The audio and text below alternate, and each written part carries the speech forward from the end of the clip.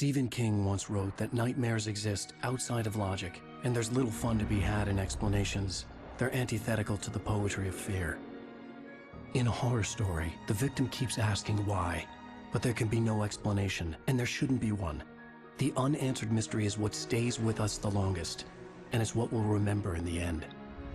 My name is Alan Wake. I'm a writer.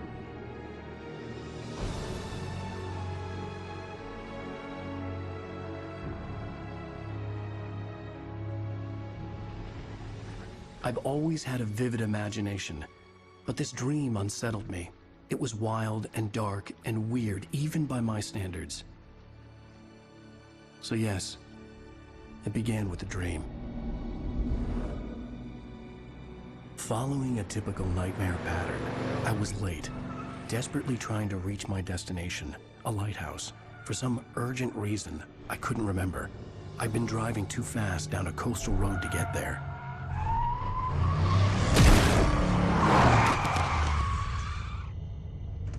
I'd seen the hitchhiker too late.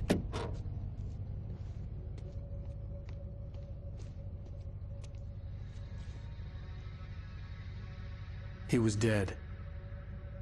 I was convinced they'd put me in jail and I would never see Alice again.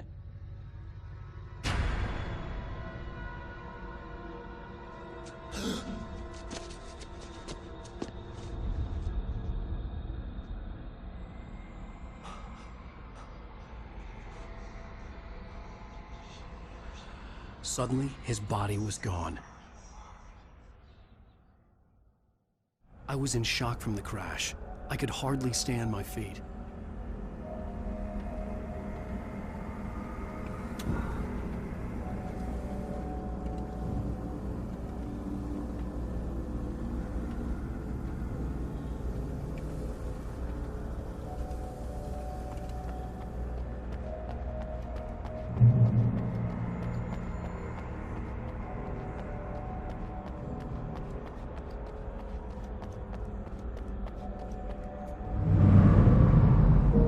To go to the lighthouse. I knew there was something important waiting for me there.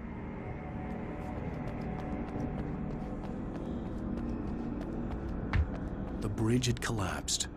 I'd have to find another way to the lighthouse.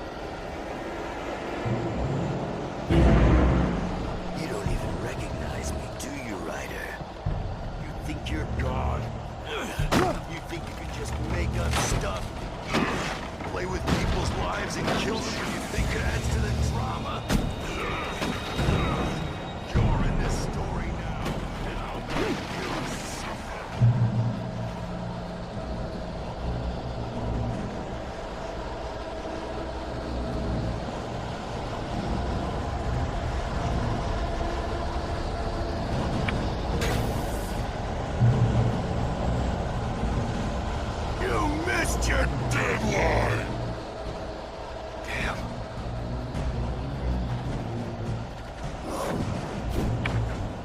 You can't stop me!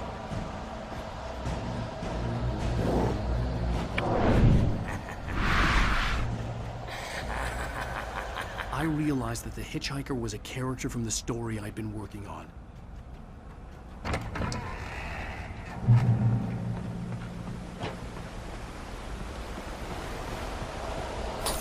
Does it feel to die by the hands of your oppressors?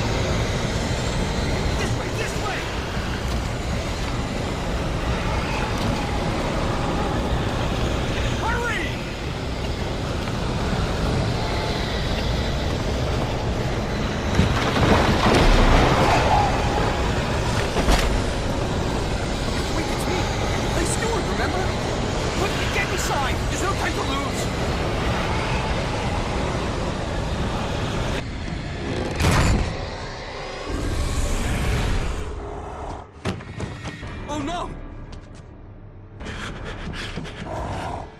Stop! No! Damn it, die! No! No! No!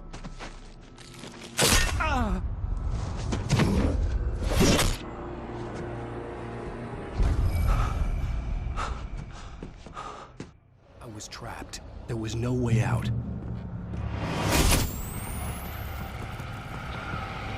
Die, die, die, die, die, die, die, die.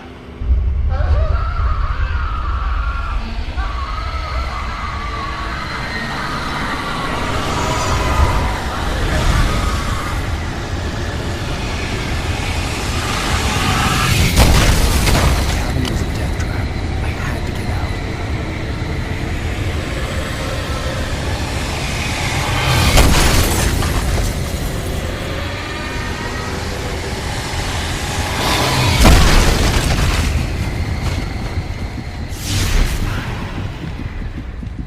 Follow the light.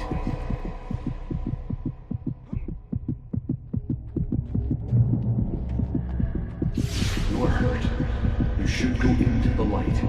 You are only safe there.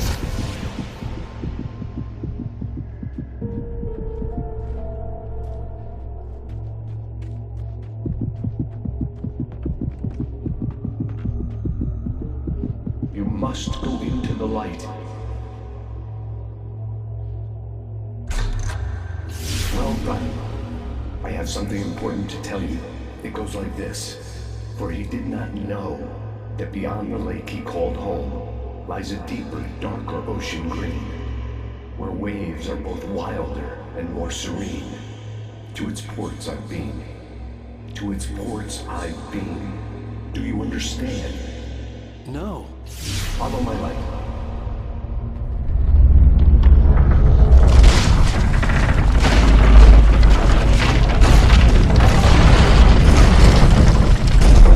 I entered your dream to teach you. The darkness is dangerous. It's sleeping now. When it feels you coming, it will wake up. There's no time. I can only show you the most important thing. The hitchhiker has been taken over by dark presence. You can't hurt him now. The darkness protects him from all harm. Only light can drive the darkness away and make him vulnerable again. Here, take the light. Turn your flashlight toward him and burn the darkness away.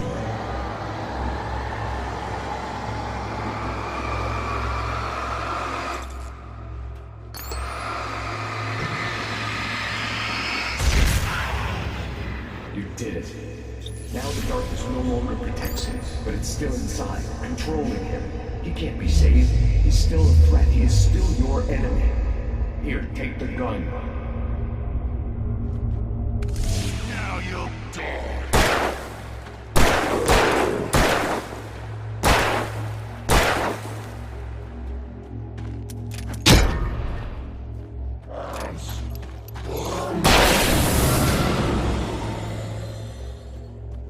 Good. You've done well. Remember what I've taught you. That is all. I will give you back your dream now. In the nightmare, a terrible darkness was taking over the world. The lighthouse was the last safe place on Earth.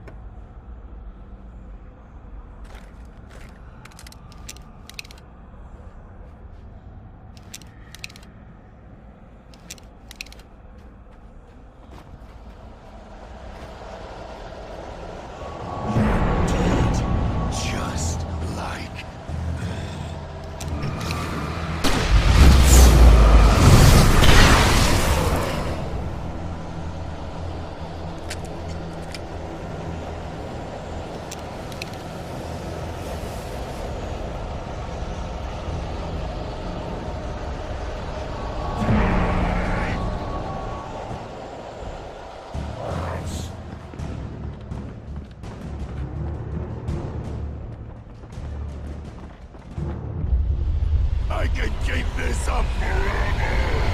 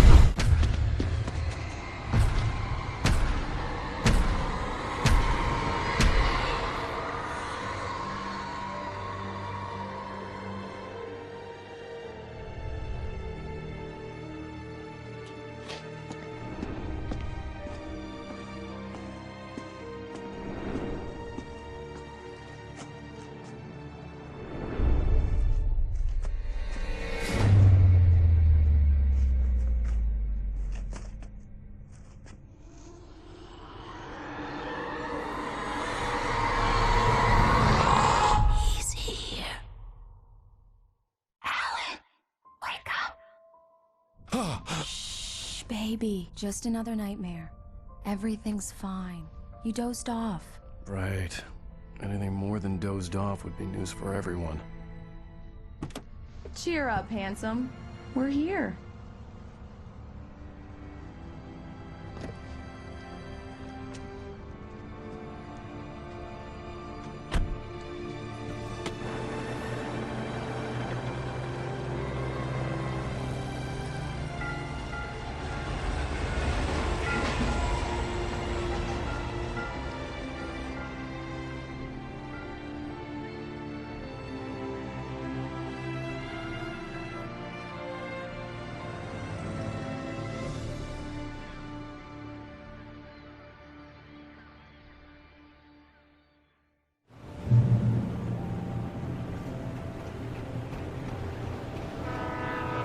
Let's act like we're on vacation. Go stand next to that old gentleman there. I want a shot of you with the town in the background. Sure. I'll even give you a title for the shot. A city boy, moments before he got eaten by a bear. Hi. Hello there. You picked a good time to visit our town. Deerfest is just 2 weeks away. Deerfest, huh? Did you hear that, honey? You have a lovely wife. If you don't mind me saying. I'm Pat Maid, by the way. Nice to meet you. Yeah, I'm Alan Wake. I won't pretend I don't recognize a famous writer such as yourself, Mr. Wake. A pleasure. I'm an avid reader myself.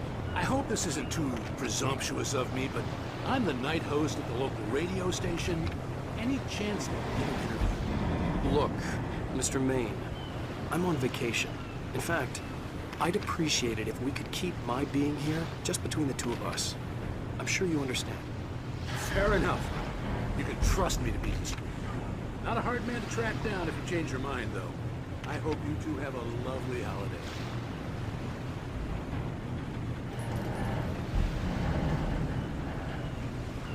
Very nice. I got a couple of really good ones. I see you made a friend. That's cute. Right. Yeah? Hey, bestseller, how's my favorite writer? Are you there yet? Barry. Yeah. We just got him. Are the locals giving you trouble? Just say the word and I'll hop on a plane and come make sure that you're left alone, Al. No, Barry, we're fine. Great, great. Just want to make sure you can relax and recharge. So, how is the place? Has it gotten your creative juices flowing? Barry, we're just settling in. Okay, Al. I'll call back later to make sure you're doing okay. And you call me if there's a problem, okay? Okay. Just looking out for you, buddy. Talk to you later. I love you too, Barry. You know he's going to be calling you every 5 minutes. Barry is Barry. I can always turn off the phone. What did I tell you? Text message from Barry. He says hi to you too. Alan, we're here. Come on, let's get back to the car.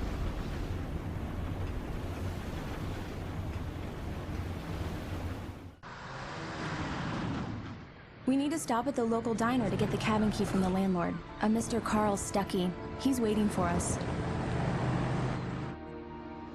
I'll go fill her up while you get the key. I'll pick you up here in, say, 15 minutes? Sure. Alan, thank you for coming here with me. I love you too. Go on. I'll promise to behave.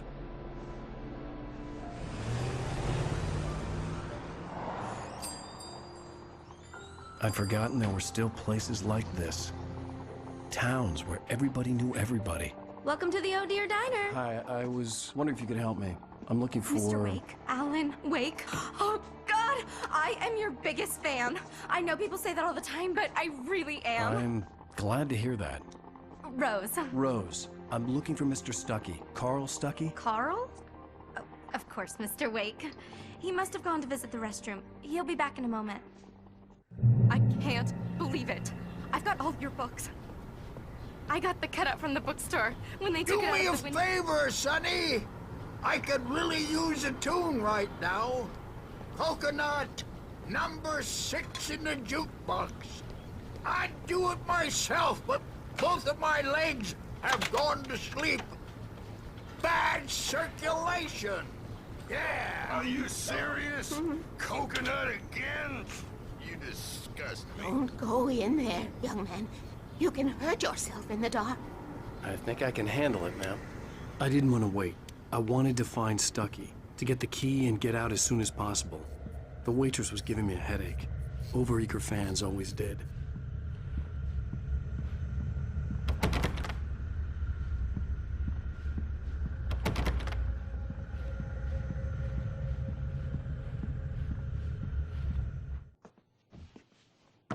Hello? Mr. Stuckey? Carl couldn't make it. Unfortunately, he was taken ill. But I have the key for you and instructions on how to get to the lake. Okay. I wish you a good stay in my cabin. I'll come by later to check how you've settled in. And to meet your wife. I insist. Thanks.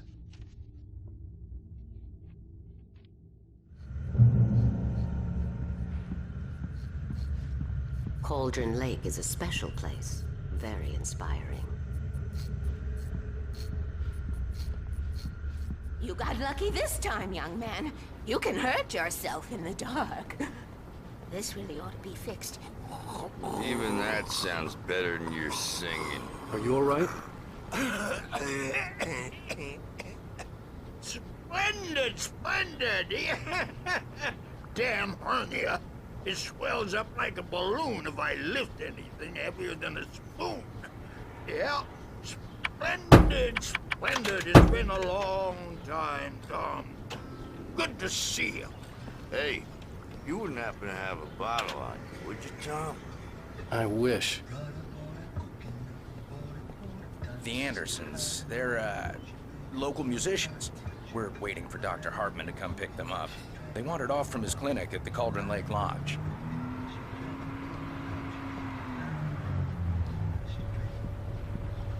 Bye, Mr. Wake. Mission accomplished. The key and the directions. My hero. I got some flashlights, just in case.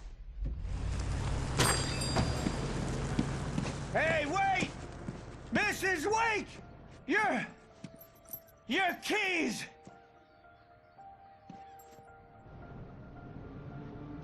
That diner was a real nut house.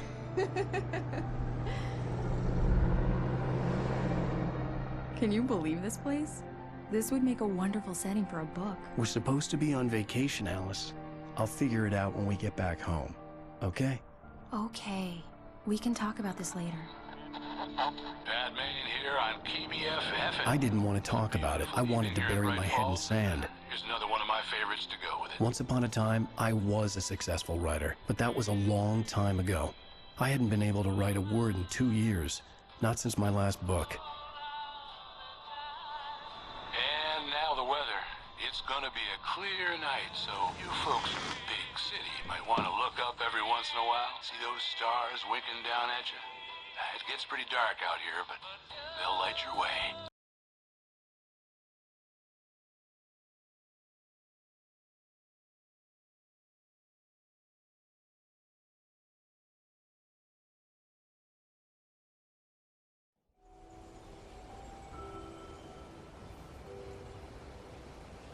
Wow. It's gorgeous, Alan. It's something, all right. Don't worry, honey. I'll get you inside safe and sound before it gets dark. And I've got the flashlight. I know. I'm okay. Alice had a phobia. The fear of darkness. I wanted to make sure we were inside with the lights on before sunset.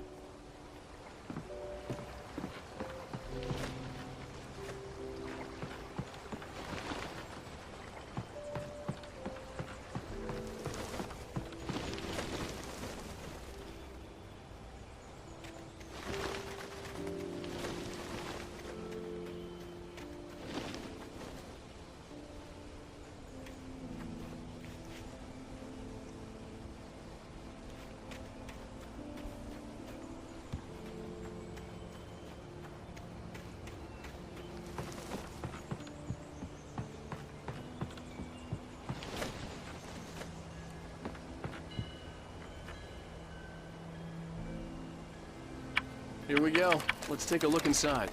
Come on. It's dark in there. We need lights. Can you figure out how to get the power on, honey?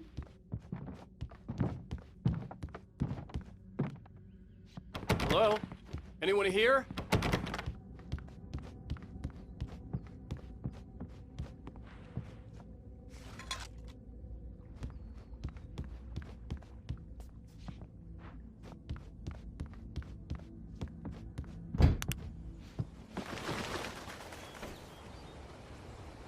The Deerfest guests have already started to arrive. Just ran into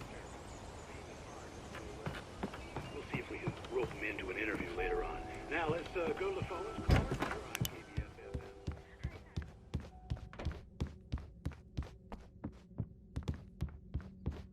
KBFFM. For a moment, the oppressive feel of the nightmare I had seen on the ferry returned. Damn.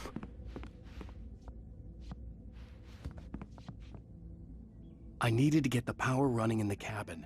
There had to be a fuse box or a generator somewhere on the island.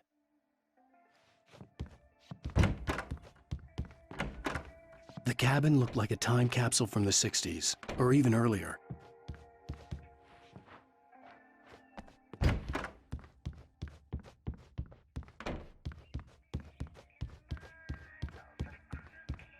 The power cable goes to that shed over there.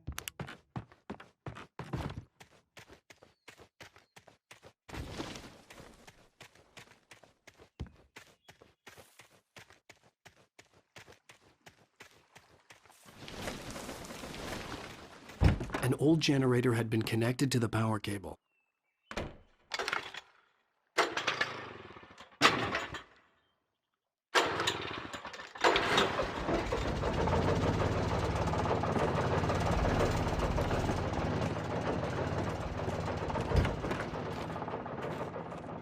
The lights are on! Good work, honey. I'll freshen up a bit and start settling in. Okay, I'll look around a bit. Sure thing! Have fun! The island had... It was a beautiful place. I told myself I could rest here, sleep here, and forget about my work.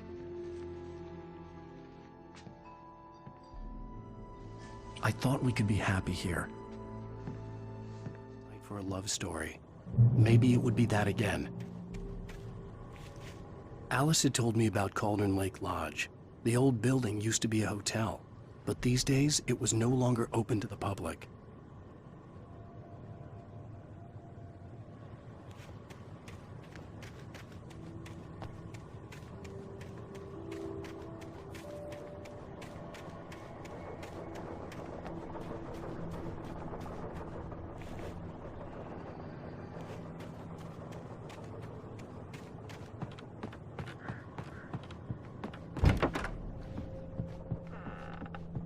Alice? Honey?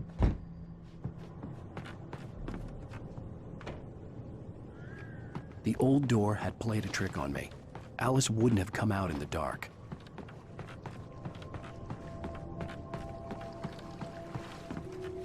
The water was black. I couldn't help but imagine all sorts of horrors lurking in the depths below.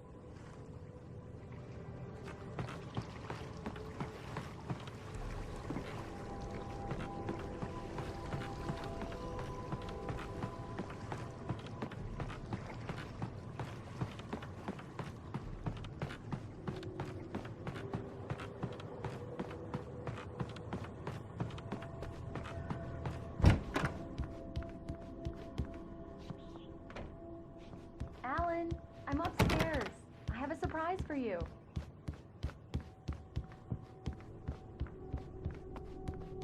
Well, hello there. I'm not the surprise. It's in the study. Go take a look. Okay. Surprise! Alice? What is this? I guess I have a small confession to make. I thought maybe you could write here that a change of scenery would get you past... Damn it, Alice! Everyone keeps... Hey, just hear me out! There's a local doctor, Dr. Hartman. I read a book of his. He has a private clinic here. He specializes in helping artists. Maybe... So now you want to get me committed? No! It's not like that. That's not... Alan? Alan? Just don't! I don't want to hear it! God damn it, Alice! God damn it! I knew she wouldn't follow me in the dark. I needed some time alone to think things through.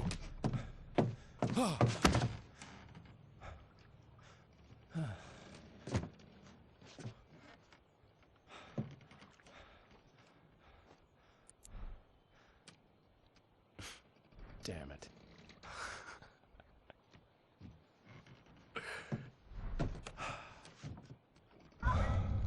Alice? Alice? Alice! The cabin had gone dark. All the lights were out. Alan! Where are you? Help! Alice!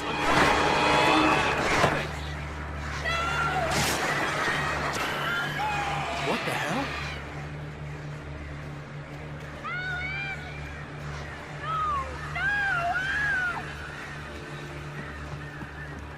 Stay away from me! Alice? Alice?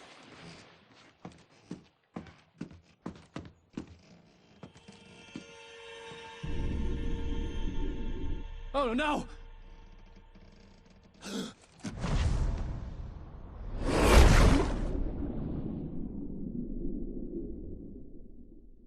Keep going, Alan. Wake up. Alice?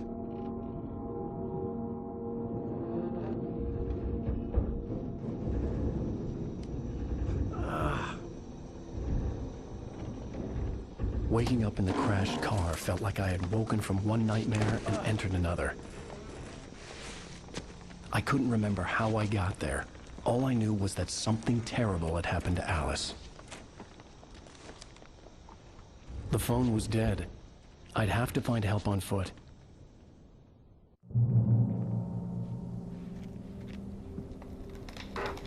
Among Alice's things was a book, The Creator's Dilemma, by a Dr. Emil Hartman.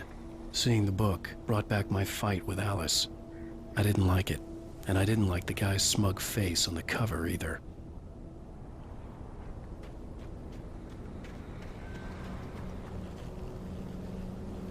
The gas station was my best bet.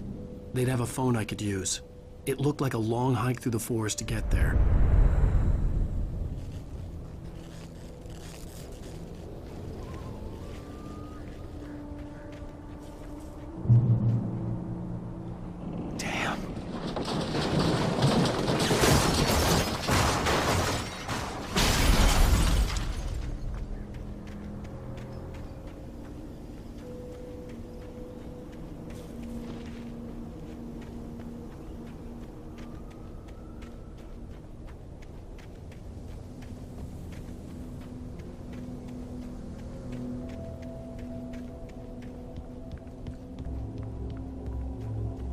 Hello?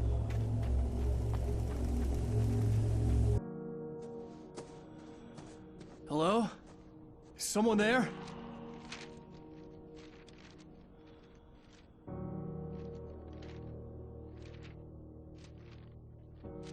The loose sheets of paper were pages from a manuscript entitled Departure. That was the name I planned to use for the next novel I had never gotten started. I was named the author. I hadn't written it.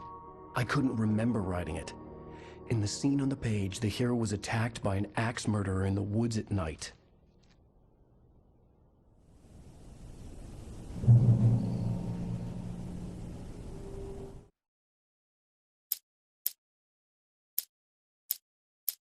Departure by Alan Wake. The man turned to face me. His face was covered in shadows.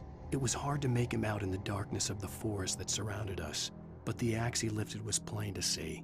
It glistened with the blood of his victim. He grinned madly. The shadows were alive, distorting his features. It was a scene from a nightmare, but I was awake.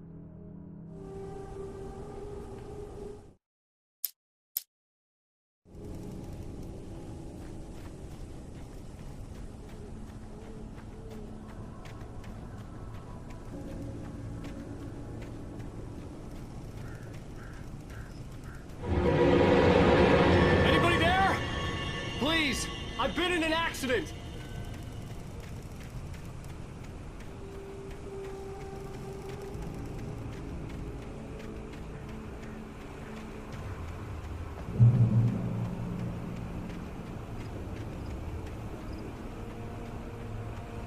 The lights up ahead were a good sign. Maybe I wouldn't have to hike all the way down to the gas station to find a phone.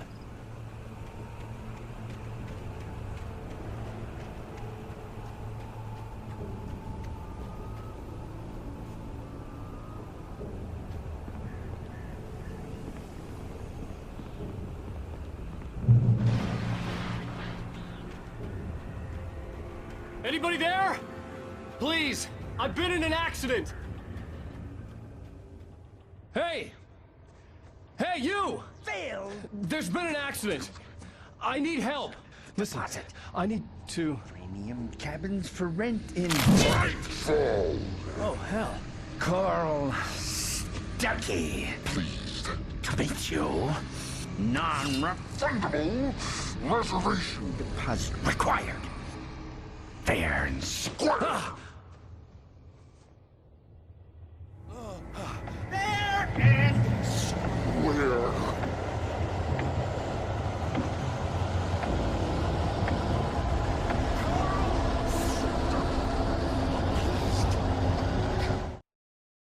The Taken stood before me. It was impossible to focus on it, as if it stood in a blind spot caused by a brain tumor and eye disease.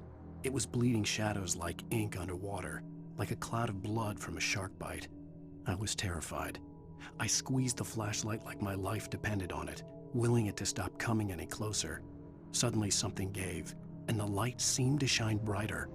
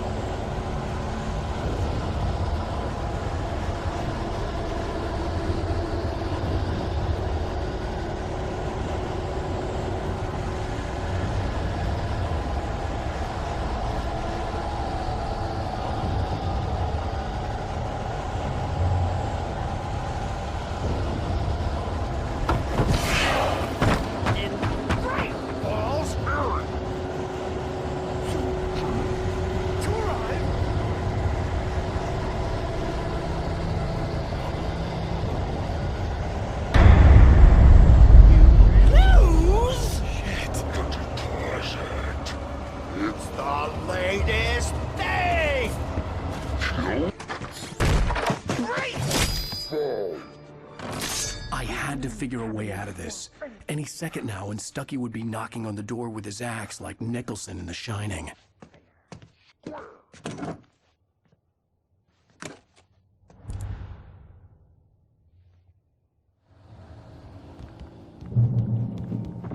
During your record, trying, it's the latest thing incontestably yes. proven. Let's Great Falls Sheriff Station. How may I? Hello? See the sights and keep those cholesterol. This is bad.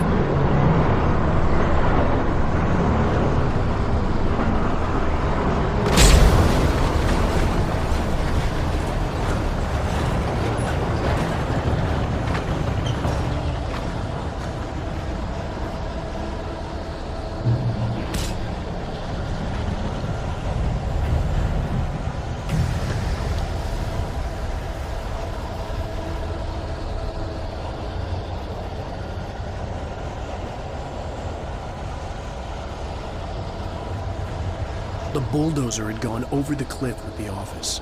I hoped Stucky had suffered the same fate, but I wasn't planning on staying to find out.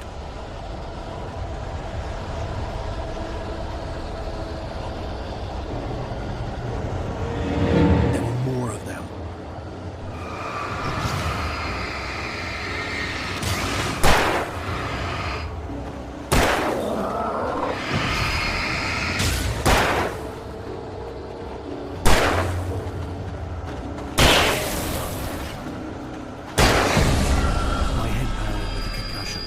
I'd never fired a gun outside a shooting range, and now I just killed someone. Or something. There were no bodies. They just disappeared. If I was dreaming, it felt real enough to make me sick.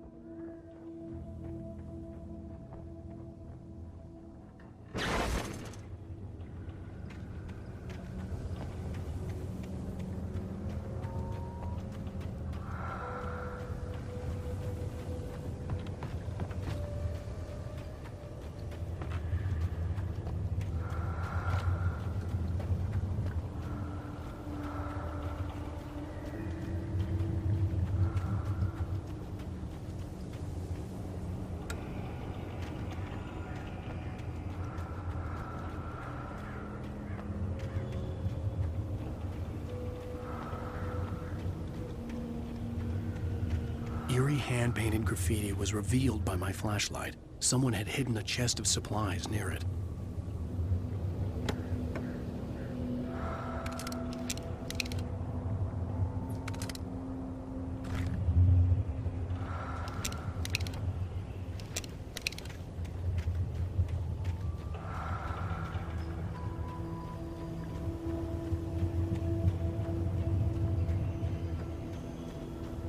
The dark forest was the last place I wanted to go, but I had no choice. I had to get to the gas station.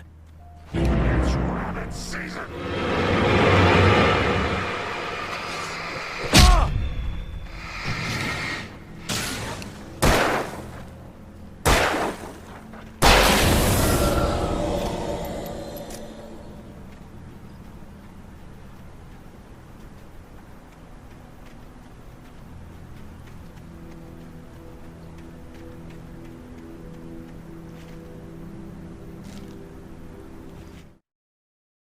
Rose knew she had been gushing, but right now, she didn't care. As far as she was concerned, her brief meeting with Alan Wake was literally the high point of her life. She watched as he got in the car with his wife.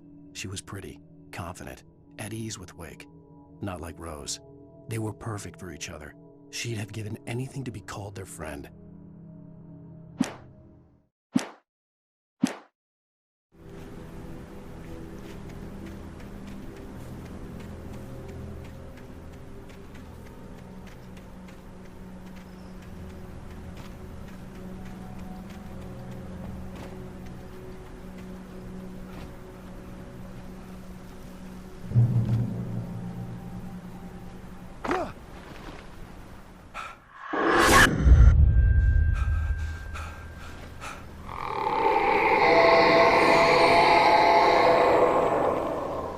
What was that?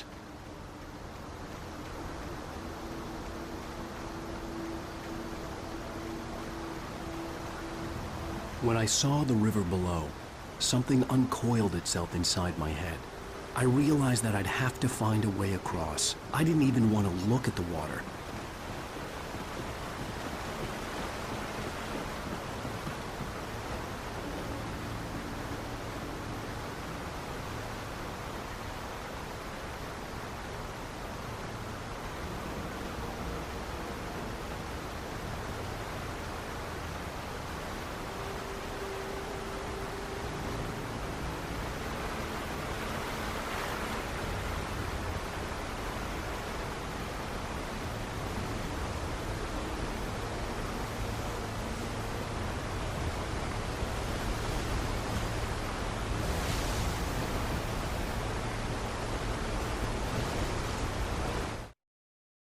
Barry Wheeler was bouncing off the walls. He jumped on a plane after his calls were ignored by both Al and Alice for several days. It could mean that they were both on a second honeymoon, but Barry didn't buy it. Al had been way too unstable for that, not sleeping, messed up. Barry had years of experience dealing with Alan Wake, and he couldn't ignore it. Something was wrong.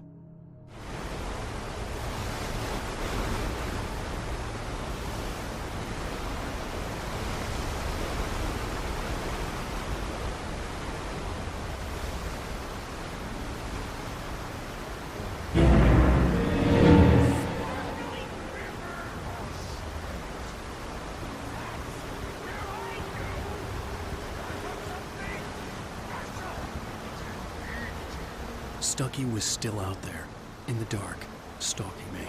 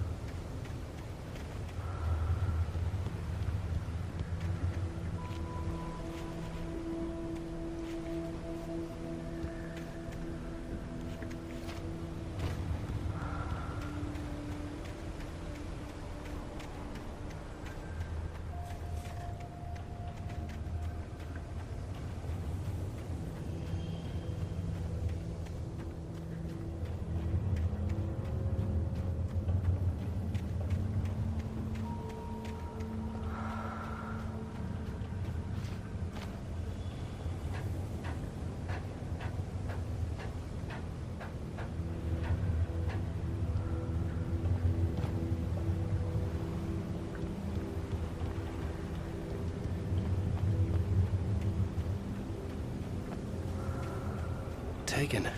They're taken.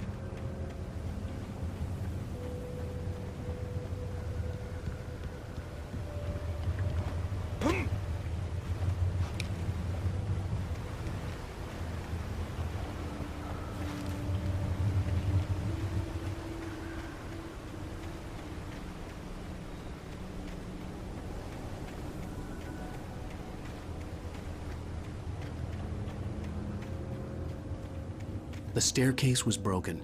I had to make my way up some other way.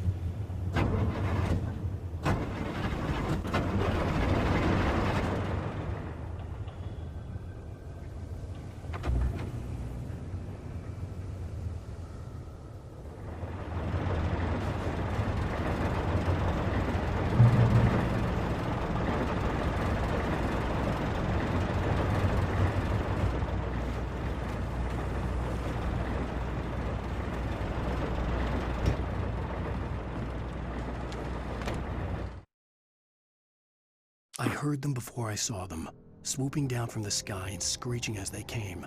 I spun around just as the cloud was upon me. For an instant, I stared into 100 dead eyes, black pearls glittering in the darkness. I raised the flashlight and the swarm exploded like fireworks. Feathers burned, turned into ash. I couldn't hear my scream above theirs.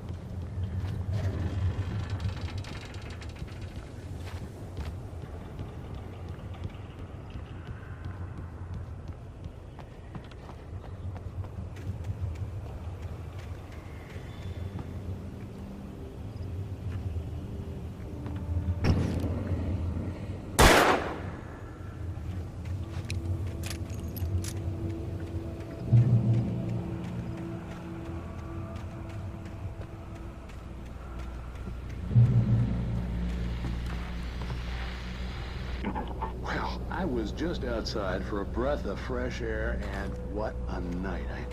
I know most of you are probably in your beds by now, but if you're still up and around, take a moment. Step outside for a spell and breathe in deep. The weather's absolutely still. The sky is crystal clear. It's like the forest is quietly breathing along with you. Another night owl is on nights like this.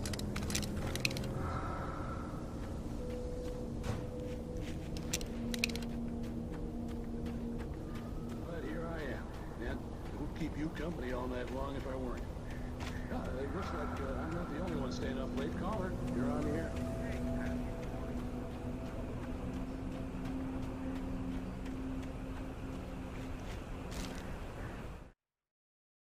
At first, I kept finding the pages as if by accident. The book I couldn't remember was either a terrible and true prophecy or an act of creation that had rewritten the world. I began to hunt the pages feverishly, for they held the answer to the mystery. With it, I could save myself. With it, I could save Alice.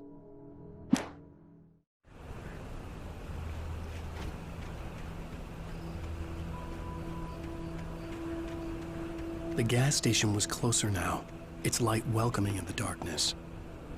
Who makes the best dogs in the street? Belly Burster is the best with no contest. Monster Dog is second best. The famous dog is...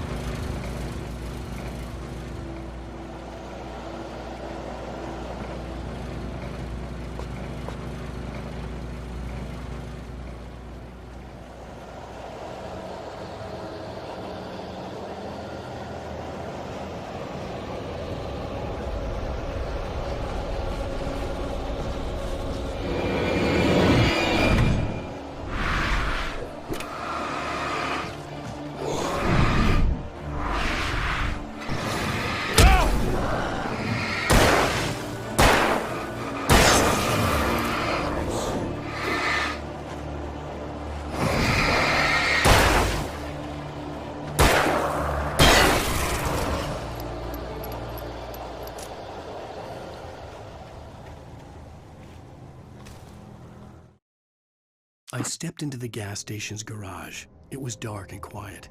The place was a mess. It looked like someone trashed the place or that there'd been some kind of fight. Light spilled into the room through an open door at the back, and I made my way toward it. Without any warning, I was blinded by a bright light. An old portable TV on the shelf had come alive by itself. Impossibly, I could see myself on the screen, talking like a madman.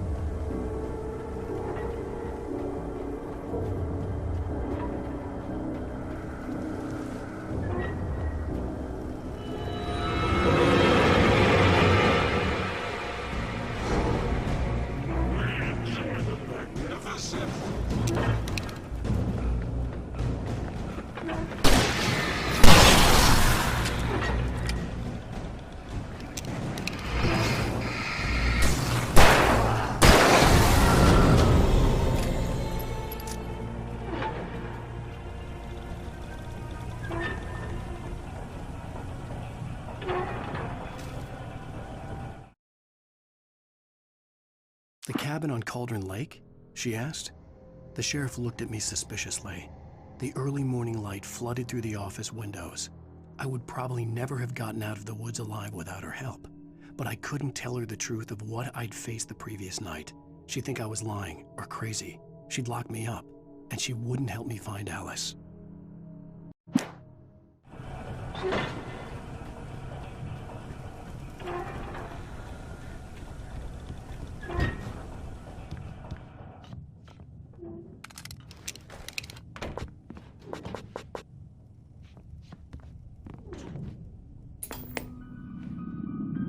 Science. It bestows immortality on those who advance it to elevate all of mankind. Newton, Einstein, Sagan, princes among men. But the price for such a legacy is steep indeed. In Night Springs. Tonight's episode, a quantum suicide. If our lives are already written, it would take a courageous man to change the script. Having called a press conference, Dr. Barker is about to demo.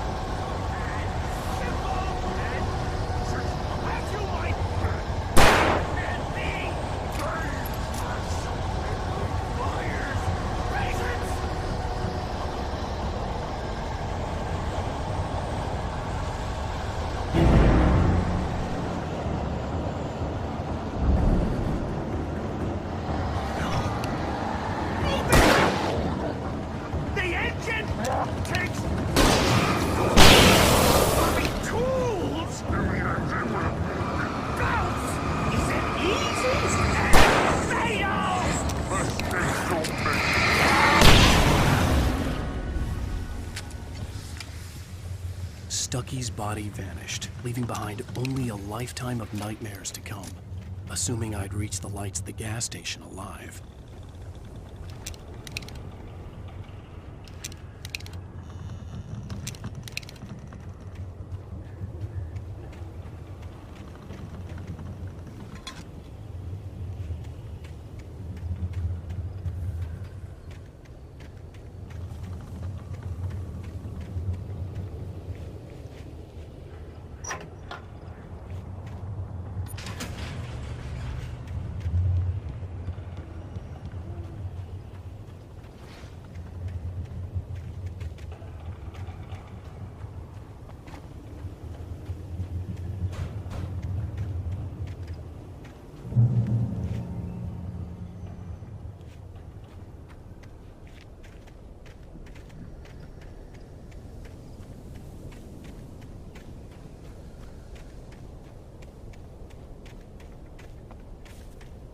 I recognized the parade float I had seen in Bright Falls when I first arrived with Alice.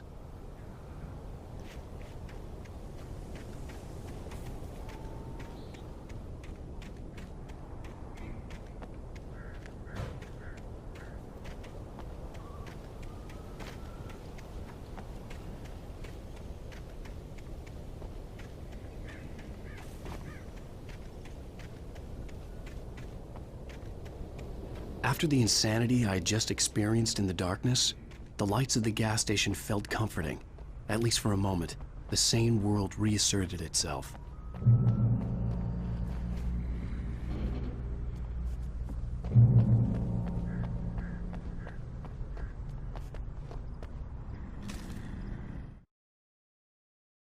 Stucky spat on the garage floor and tried to shake the cobwebs from his head. Ever since the couple never showed to pick up the keys, things had been fuzzy. Something, a feeling, caught his attention. Stucky looked up and stared as his brain tried in vain to process the horror before him. He stumbled back, knocking over a can of oil. A black pool spread across the floor while he struggled for a brief moment.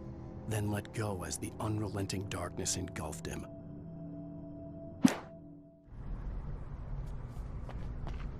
The Deer Fest had been 2 weeks away when we arrived. If the day count on the banner was right, I was missing a whole week between the night we got here and now.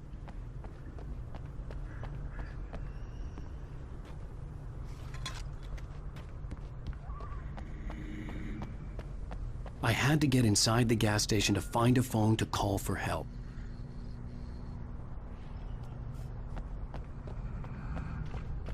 The garage was a mess. It looked like someone had trashed the place, or that there'd been some kind of fight. I'll write. I'll keep writing. Outside, there's only darkness.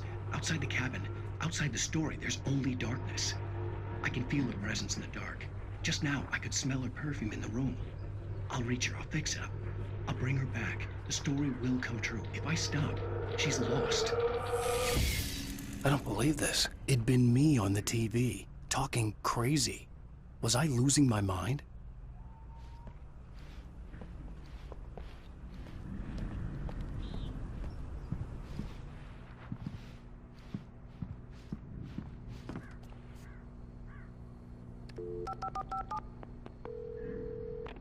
Bright Falls Sheriff Station.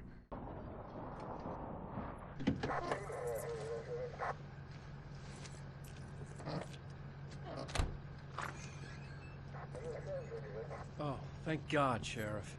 Sheriff Sarah Breaker.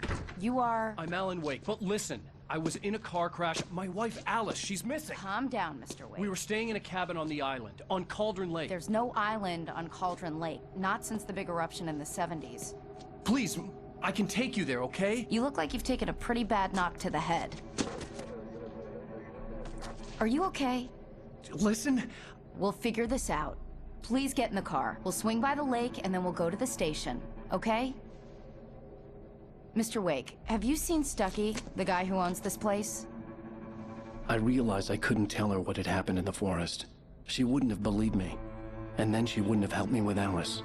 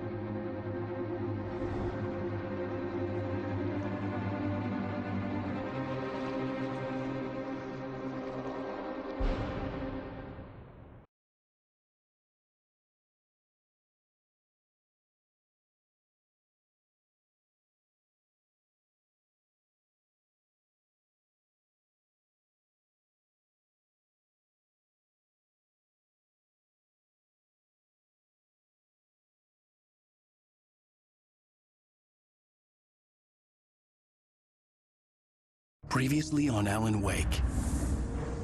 I came to Bright Falls with my wife, Alice. Thank you for coming here with me. I thought maybe you could write here. I don't want to hear it! God damn it, Alice! Now, she's missing. Alice?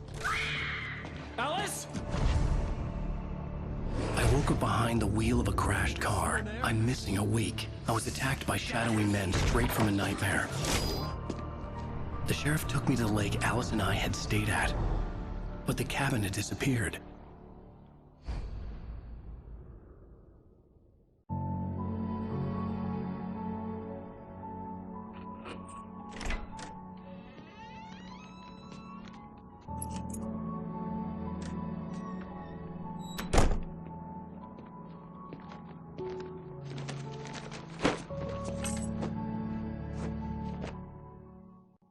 Honey, I'm home.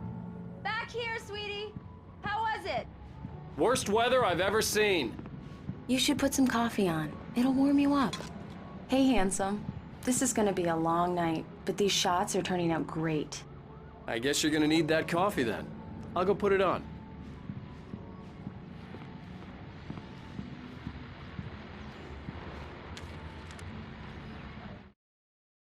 This was a late goodbye.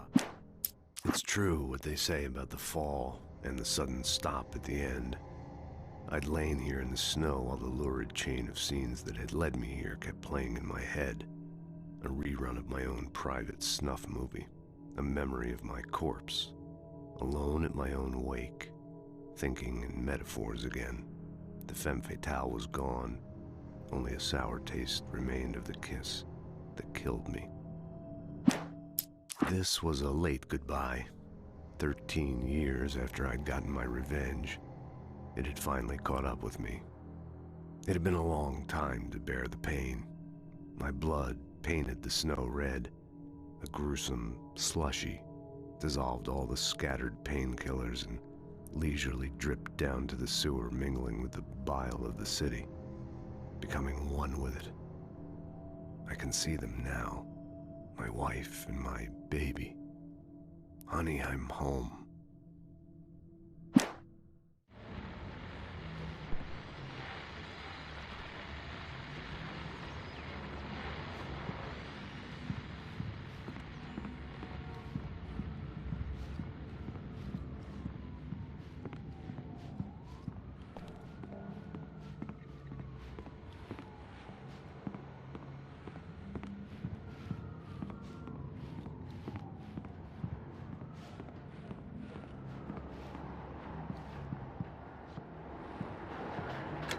Coffee's on.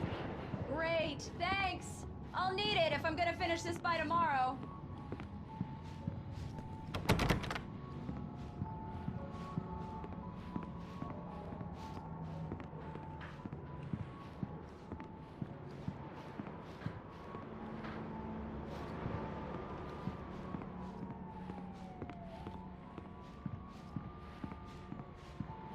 Oh, hey, I just finished those cover mock-ups. They're on your desk. Tell me what you think. No kidding. I didn't think you'd get them done this quickly. On occasion, I can perform all sorts of miracles, my dear. Oh, really? Well, you seemed to think so last night.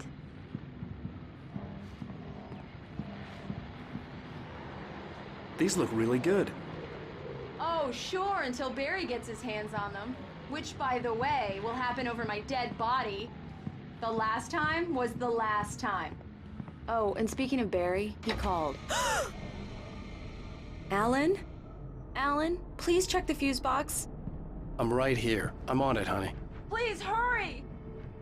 I'm right here, baby. I'm fine, I'm fine. Just get the lights back on, now, please. Honey, it's a power outage. I've got the flashlight. Okay, hi. You okay? I'm sorry. It just really spooked me. Don't worry. We'll just break out the candles. I know, it's stupid, but it's just... Especially when I'm not prepared for it, you know? It gets to me. I love you. Tell me a story, writer. Okay. I used to have these nightmares when I was a kid. The dark really spooked me, too. When it got really bad, my mom gave me this old light switch. She called it the clicker.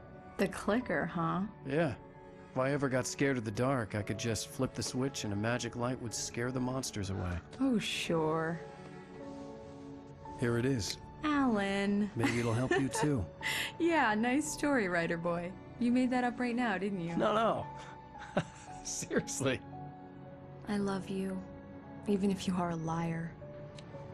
Thanks for this.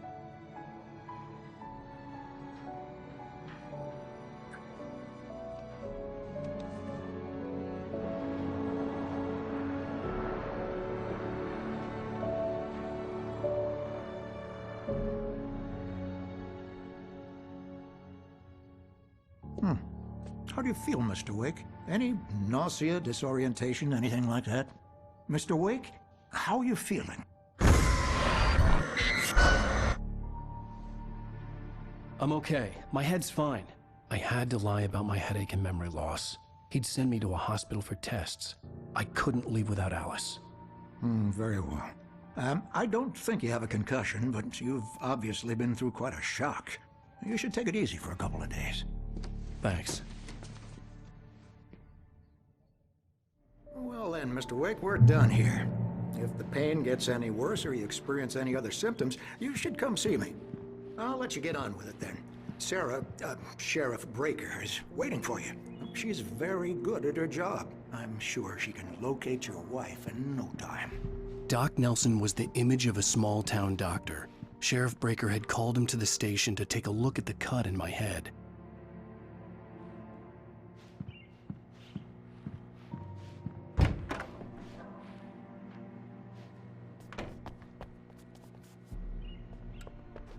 Thank you for testing the lights, Miss Weaver.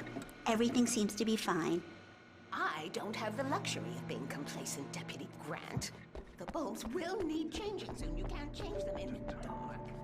I'll be sure to take care of it, Miss Weaver. Have a nice day now. Very good. I'll come back later on to remind you, just in case. Come in, Mr. Wake. Your phone's on the desk. The battery was dead. It's charged now. Have you started looking for my wife yet?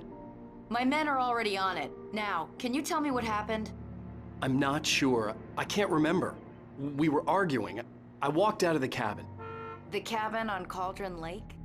How did you end up at Stucky's gas station? I wanted to tell her what had happened last night, but I couldn't. She'd lock me up.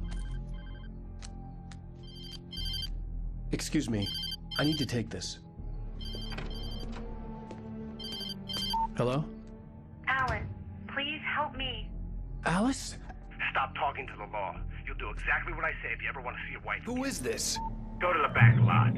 There's a hole in the fence on the left. Look inside the junker. I left a little something there to convince you we're all on the same page here. After you ditch the cops, you're gonna meet me in Elderwood National Park. There's a spot called Lover's Peak. Midnight. Don't do nothing stupid, pal.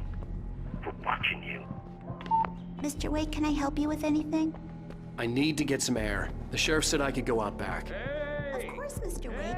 You can get there through the cell corridor. I need more light in here. Hey, mister! Hey, can you turn the light? The light's on! The deputies, they don't understand. In spite of its human mask, to describe the dark presence as intelligent would have implied human qualities on something decidedly inhuman. Nonetheless, it found the one spot in the diner that was dark enough. Some light spilled into the corridor, ravaging it. But it took the pain. Horrible as it was, the writer would soon fix that. He would be coming to the one place where it still had power.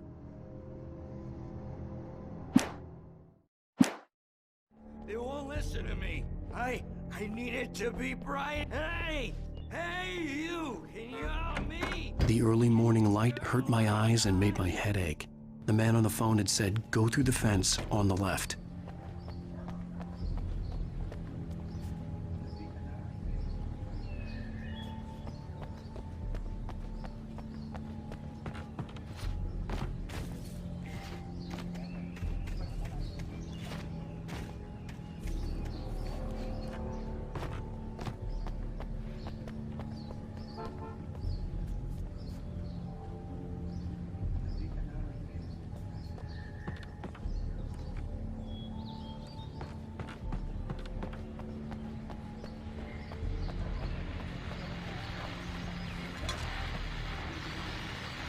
Well, folks, it's been another long night, and it's about time for me to sign off for a while. God knows I need my beauty sleep. Just one more item before I go. It's been a busy night with the sheriff.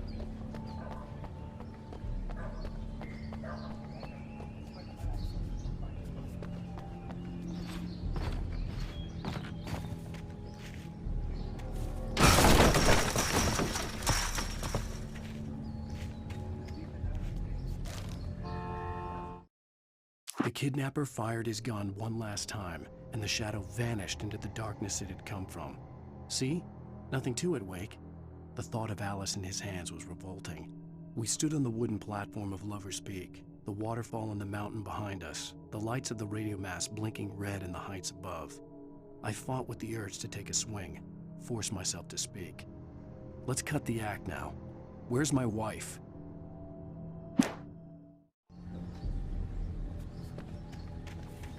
Alice's driver's license had been placed on the front seat. The caller meant business.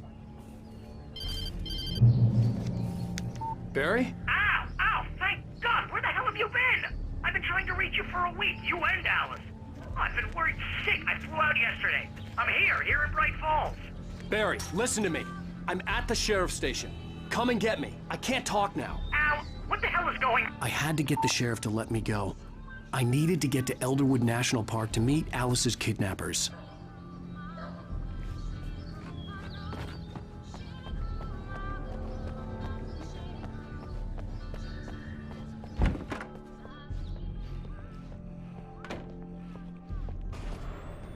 A writer is a light that reveals the world of his story from darkness, shapes it from nothingness. The way a sculptor carves a statue from a block of granite. If I stop, the world I'm making dies. Darkness will reclaim it. It's a long, hard journey into the dark. Alice's life is at stake, but I can't think about that, or I'll lose it. The dread lingers at the edge of perception. I'll push on. Anything is possible here. I'll write the story. I'll save her.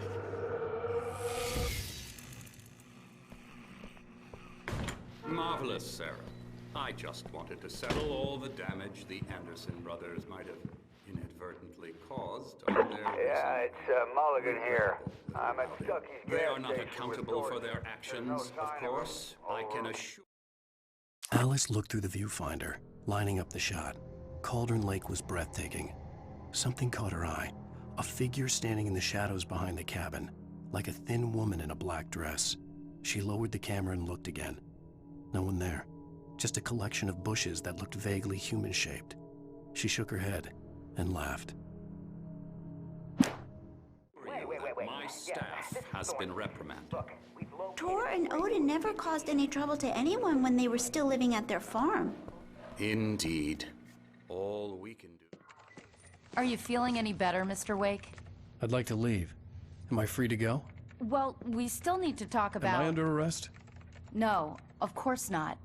But I need to know where you'll be staying so I can get in touch with you. I'd avoid the motel. The Majestic is known for its roaches. The cabins at Elderwood are pretty nice, though. That sounds perfect. I'm Dr. Emil Hartman. I'd like to invite you to stay at Cauldron Lake Lodge. Did you talk to my wife? I had the pleasure of discussing your situation with her on several occasions. Did you set something up with her? I invited her here. My clinic is a place where... Oh! Hey! Oh, my! Take it easy. Hey, nobody move! Get your hands off of my client! Who are you? I'm Barry Wheeler, his agent. If you have business with Mr. Wake, you talk to me. You yokels won't know what hit you once I sick my lawyers on your asses. No harm done, Sarah. I'm all right. I don't want to press charges. Mr. Wake, my offer still stands. Get me out of here. What the hell was that about, Al? We don't need a replay of that thing with the paparazzi. I thought they were gonna lock you up. I had to talk to someone. I told Barry everything. He thought I was certifiable, but when he heard about the manuscript, I had him. The fact that I'd written something, even if I couldn't remember it, was enough for him. He smelled money. And he believed that Alice had been kidnapped. Anything beyond that was another story. I had a midnight appointment with the kidnapper in a place called Lover's Peak, somewhere in Elderwood National Park. The plan was to rent a cabin. I don't like it, Al. I don't like any of it. It's not good. In fact, it's the absolute opposite of good. Mr. Wake! Barry, you found him! Hi, Rose. Oh, wow. I was just thinking about you, too. Great. I was just bringing Rusty some coffee. He's on the balcony, looking after Max. Poor thing. I really need to go. Great to see you again, Mr. Wake. Later! Who's Max?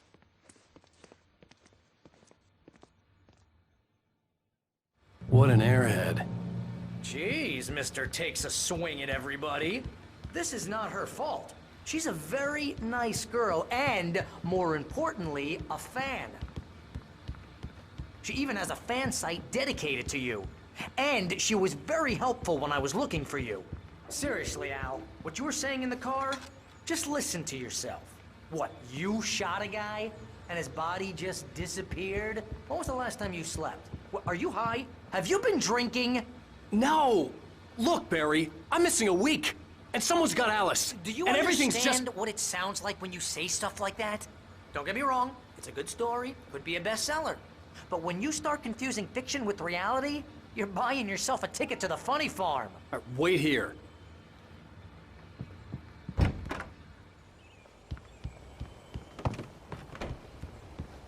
Easy there, boy. I'm almost done. Hey, Rusty, right? You rent cabins. Oh, Mr. Wake. I'd shake your hand, but mine are kind of full here. Actually, I'm sorry about this. Would you mind grabbing the registration form from the desk? It's just across from Bucktooth Charlie. Okay, sure. What happened? Crazy poachers. Max here got his foot caught in a trap. They're illegal to use here. Hell, you're not supposed to hunt within the park at all. But that doesn't stop some lowlifes. Well, at least Max is gonna be okay. He got lucky. Max is still groggy from the shot I gave him, and I'd rather Seriously, not leave him Al, alone you just can't yet. just go and Before he meet goes a to death, kidnapper. Mammoth skeleton. Those situations always end up in disaster. You gotta talk to the cops. She's my wife, and it's my call. Can we talk about this later? No, this whole thing. Listen, you hit your head. I mean, geez, Al, come on. You gotta understand how crazy all this sounds. If you're trying to pull a joke on me, freak me out, it's working. Ha ha, let's have a laugh on Barry. Well, you had me going there real funny, Al. You can quit it now.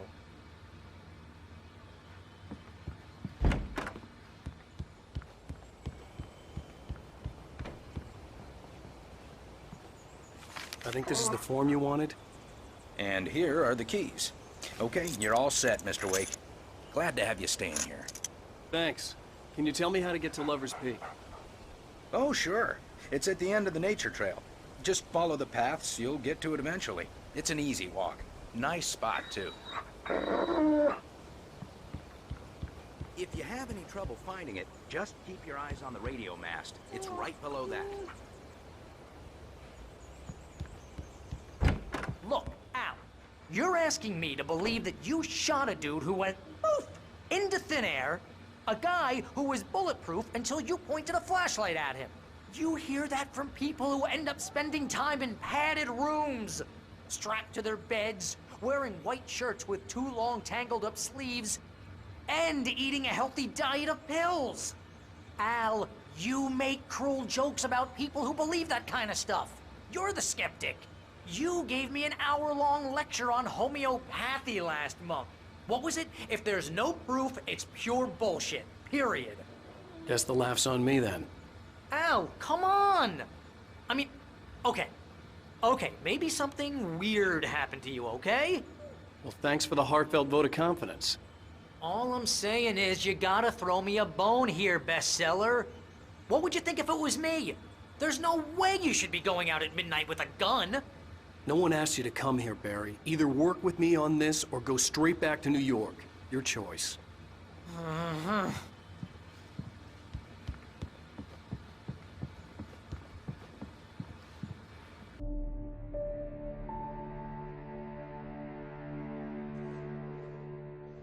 That's just crazy talk, Al.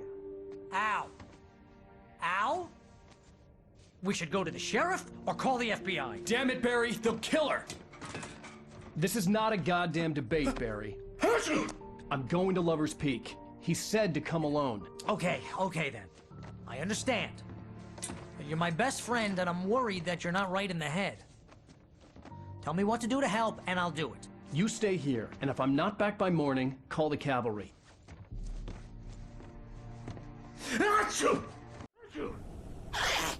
Just be careful with the natives, Al. These yokels are dangerous. Everybody hates a tourist, or it'll be Deliverance all over again.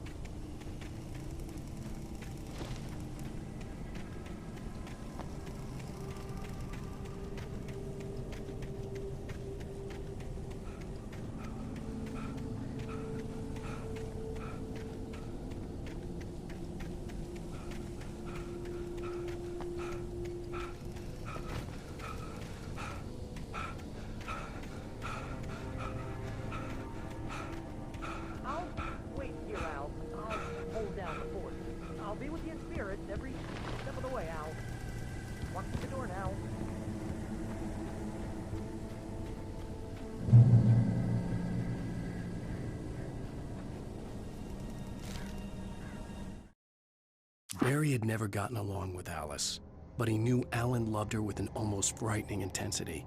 And now something had happened to Alice. And here was Al armed with a gun and saying things people got put in padded cells for. It was as if his friend had experienced a massive psychotic episode and was now totally disconnected from reality. It scared the shit out of Barry.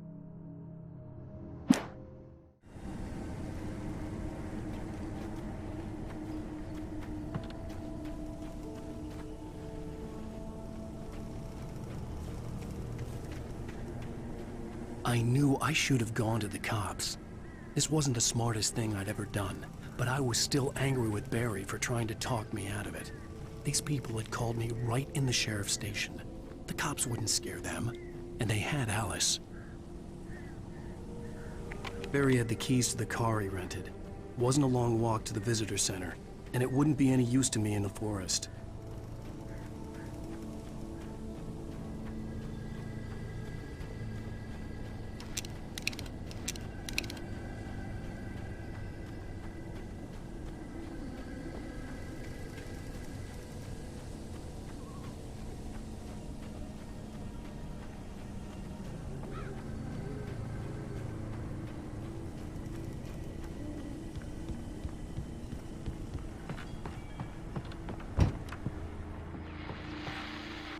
Welcome back to the show, folks. As promised, our very own Dr. Nelson has just parked his rear end in the studio. Doc, what's your Deer Fest plan like? My plan? You make it sound a lot more organized than I ever seem to manage.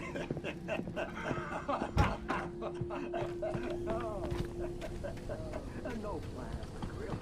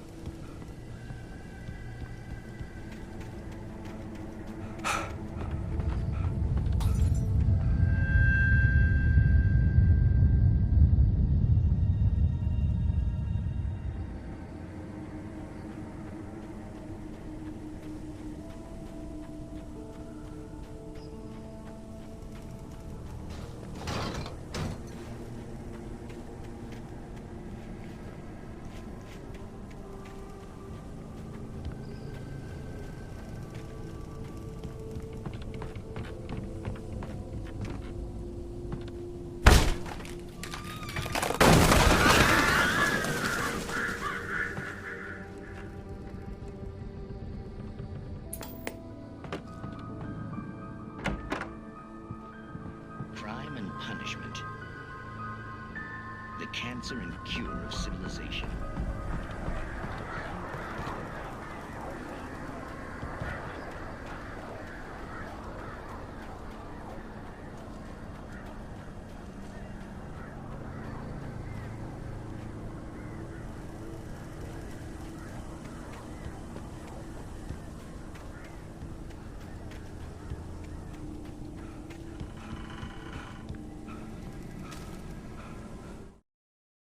Rose knew that Rusty was in love with her, and she liked him too.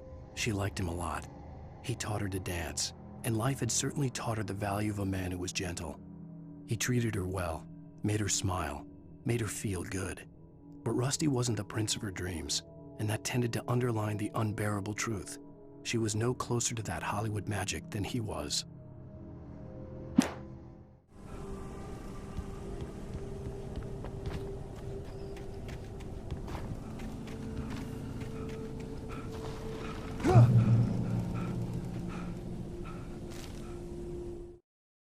The air in the visitor center was heavy with an awful smell, as if some rotten drowned thing had crawled up from its grave.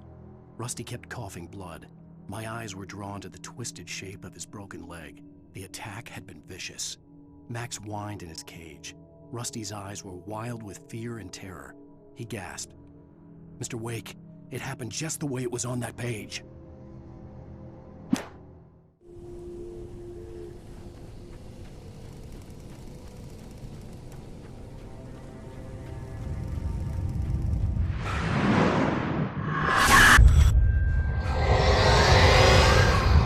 Vision left me weak. This was no head injury.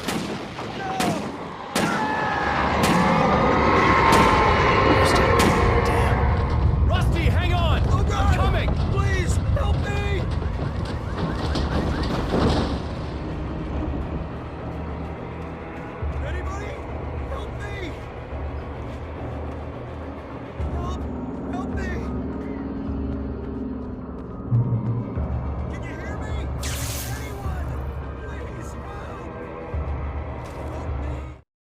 The visitor center was sturdy, but the impact turned the front of the building into splinters.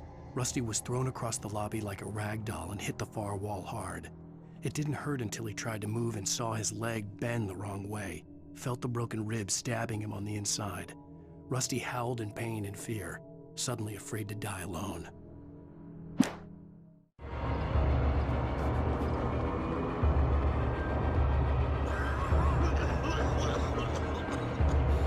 Hello? Back here. I'm back here. Mr. Wake? Oh, hell. It happened just the way it was on that page. I found. Came true. It knew. So dark. It'll come back for me. You must... The lights. In the office. I have the key. Okay, Rusty. Hang on. I'll be right back. Whatever did this couldn't be far. Rusty had found a page from the manuscript. It would help me understand what had happened. Shh. Good boy.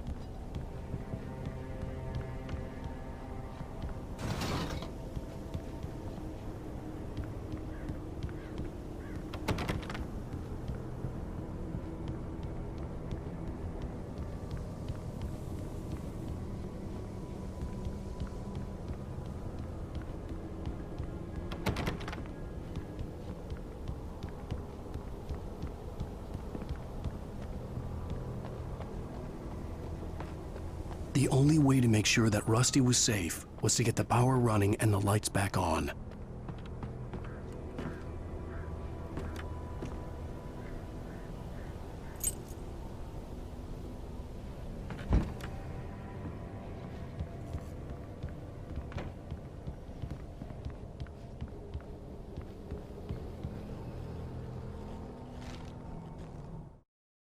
At the last instant, I changed direction and threw myself down.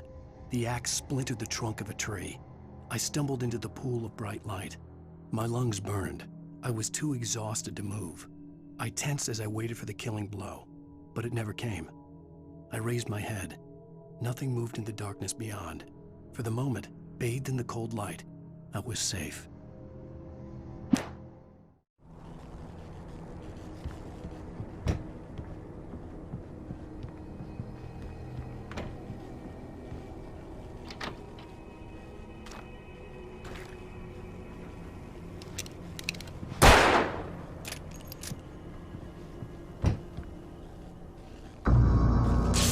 Too late. Someone had destroyed the circuit breaker. There was no way to get the lights back on.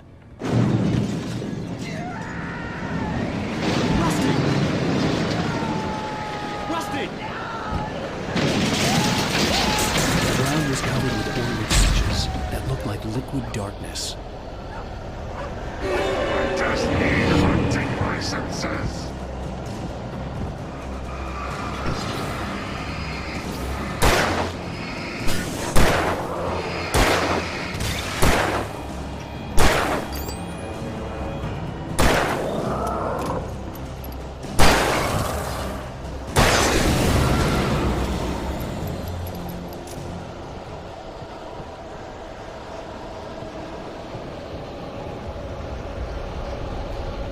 Something had torn a mammoth-sized hole in the wall.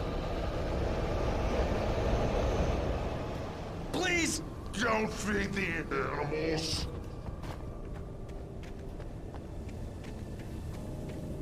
Fishing is only those prisoners. Who purchase a park fishing license?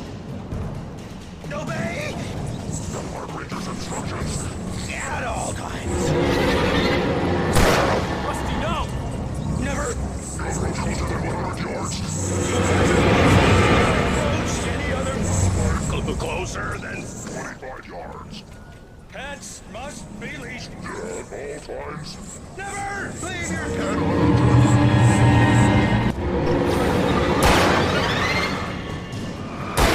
It is against the law to remove any natural objects or historical artifacts from the park grounds.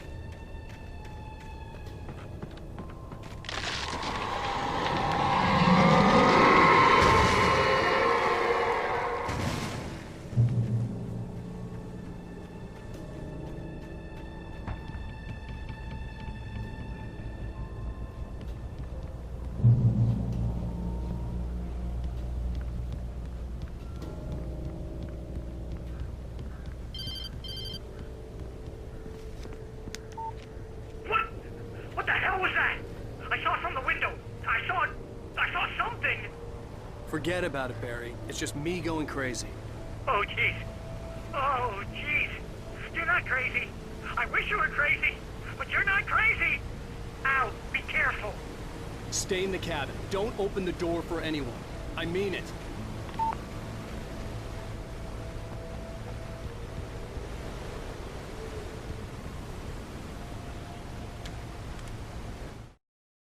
In that last instant of consciousness, Rusty thought about Rose. He was older than she was. Rose was barely out of her teens, but she made him feel young and forget what a train wreck his long-dead marriage had been. He still wore the ring.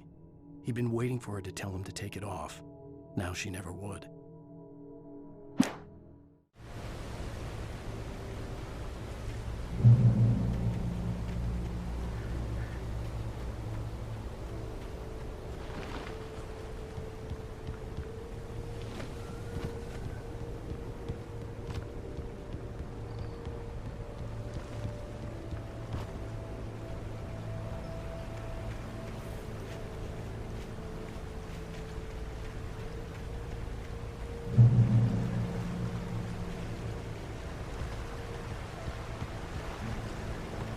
Lover's Peak was at the far end of the nature trail.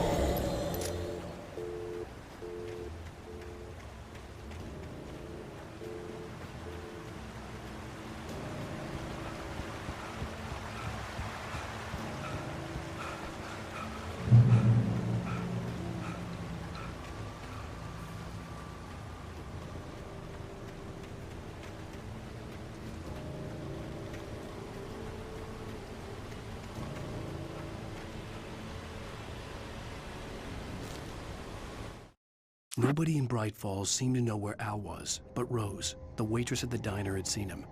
From what Barry could tell, Al pretty much fell off the face of the earth when he left the diner. Rose was just the kind of fan that Al hated, but she really tried to help.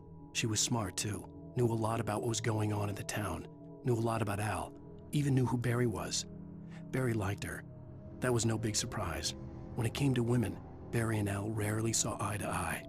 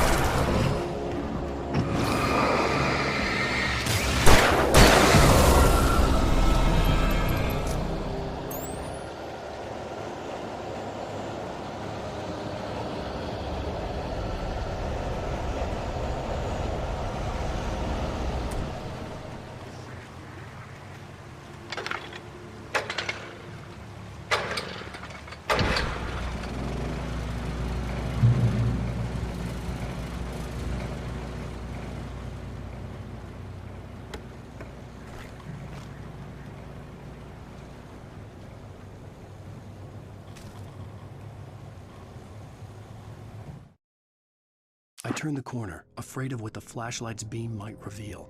Suddenly, a roughly painted symbol of a torch glowed in the light. Behind it, hidden by a rock, sat a battered metal trunk.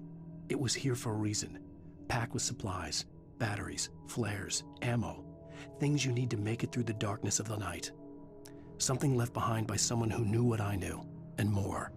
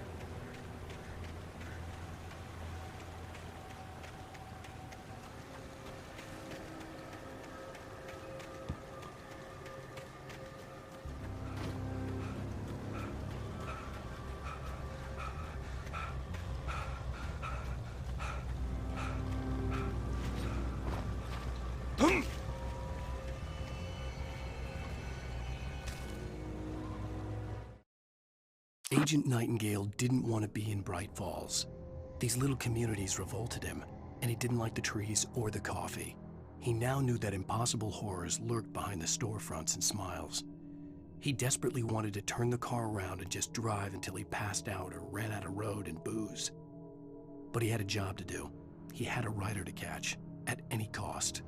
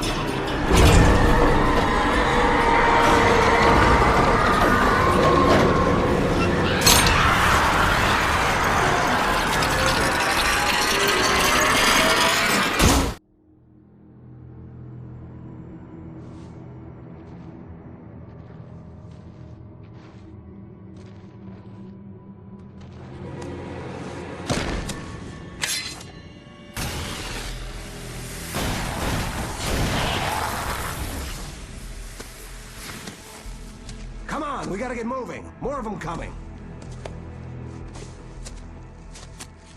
That flashlight's kid stuff. The flares will keep the bastards away.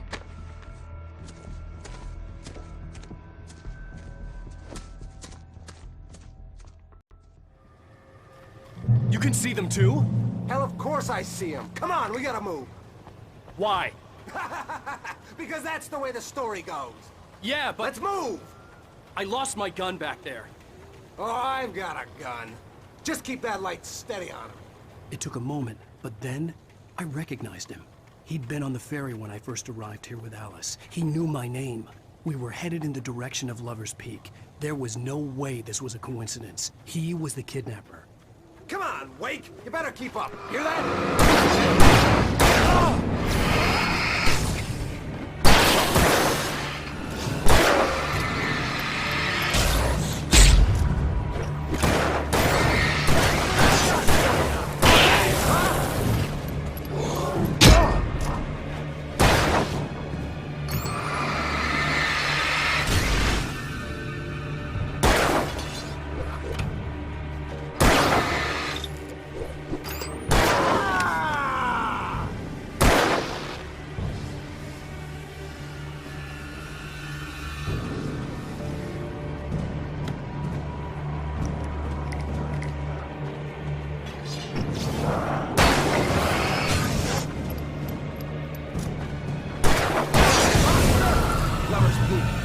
Stairs, Wake.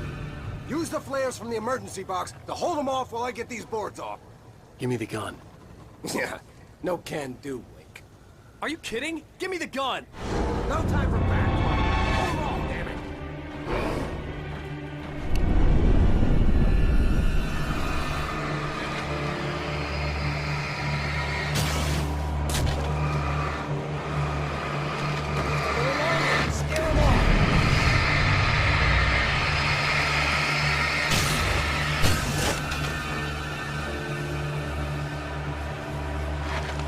Get some light on those bastards. That'll keep them off us.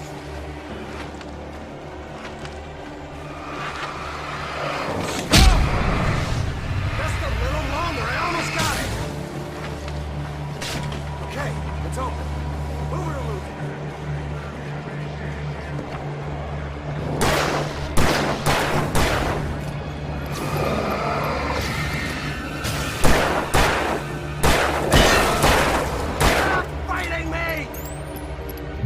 Oh, you feeling good now, Wake? All cozy and safe.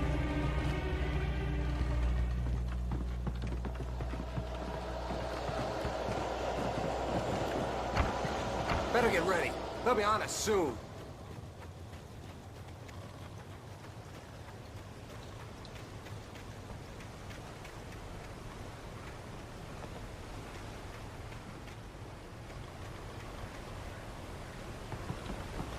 This is it, Wake.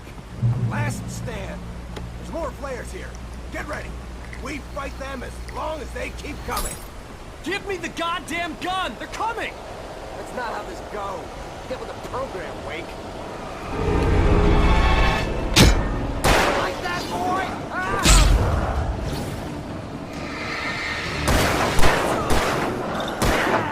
That's right.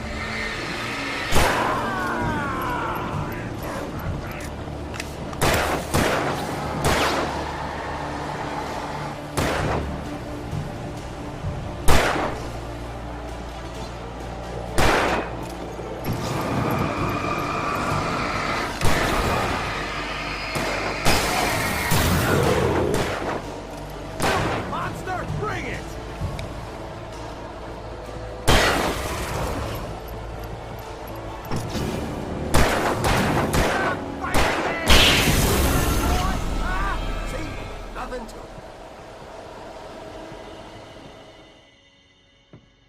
Let's cut the act now. Where's my wife? I knew you were gonna say that. I read it all before. You're a hell of a writer. Congratulations. You're gonna bring about something glorious and terrible once we get you some proper editorial control. What the hell are you talking about?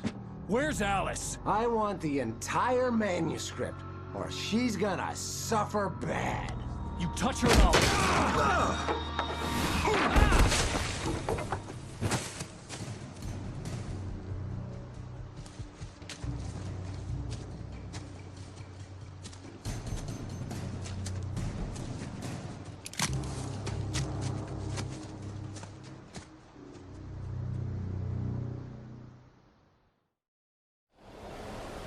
You're gonna give me the manuscript or you'll be sorry. No! Come back here! I swear I'll kill you if you hurt Alice! Do you hear me? Come back here! He had Alice, and he wanted the manuscript because he thought it held some magical power. But I had no manuscript to give him. I had to get back to Barry and figure out my next move.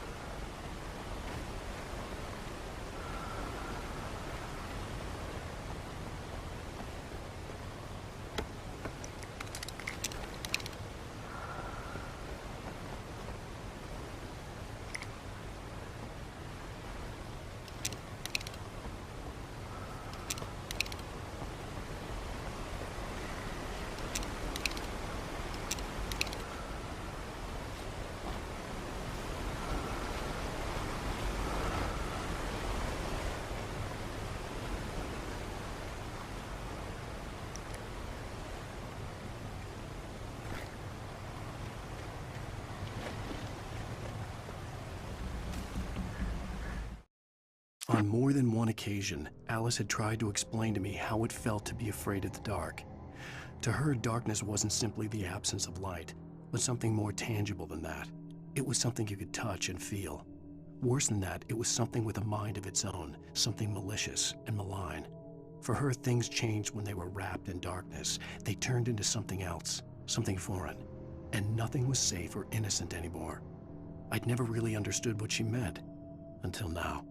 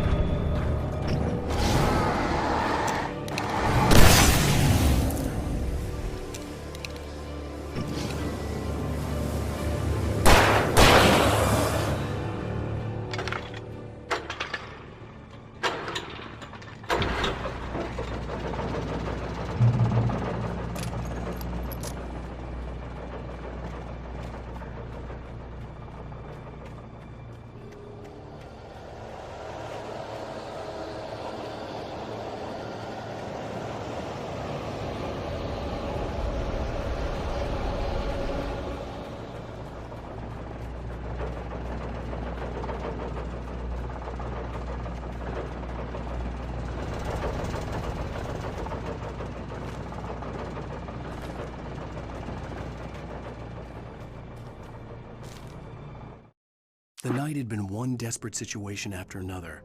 I was exhausted, and my body felt as though it had been chewed up and spat out.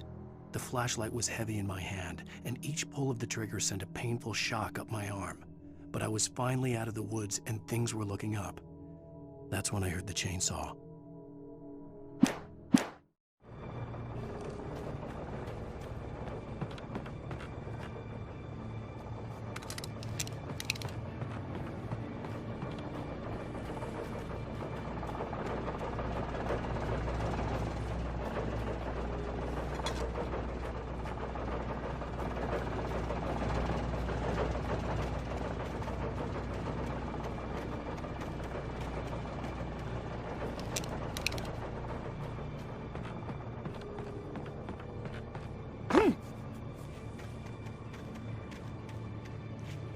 I had heard the plane fall.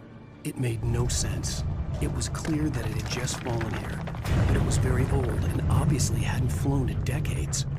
Looking at it sent a shiver down my spine.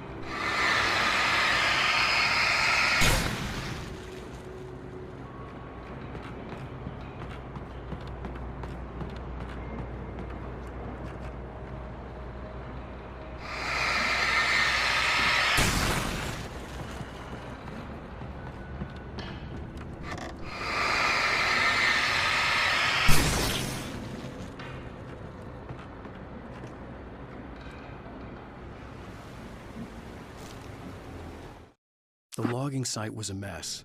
The modular office had been pushed off the cliff. Deputy Thornton climbed up from the wreckage excited, breathing hard from the exertion. Nobody there. It's weird. Don't you think that's weird? Bored, Mulligan let out a mighty snort. Hell, it's always weird, Thornton. Just a question of sorting out what kind of weird it is this time around.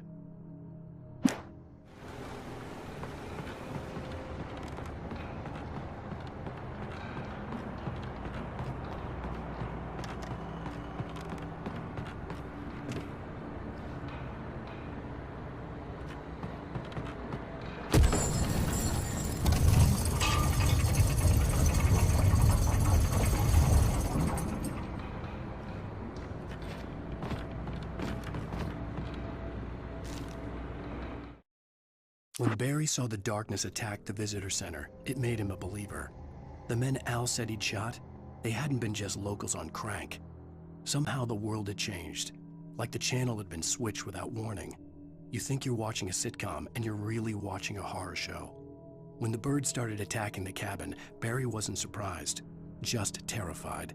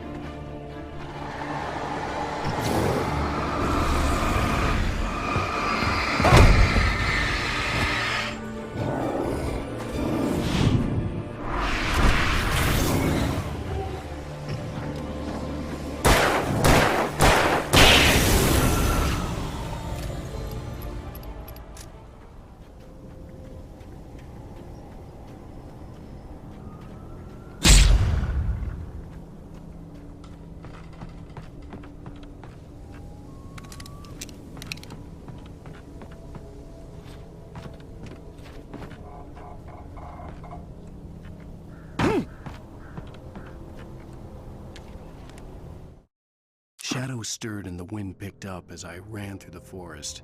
I felt the dark presence turning its gaze toward me. Then the moonlight was blotted out by dark shadows that raced violently across the ground, moving too swiftly to be natural. Darkness gathered between the trees and melted again to reveal the Taken. No natural path had brought them here.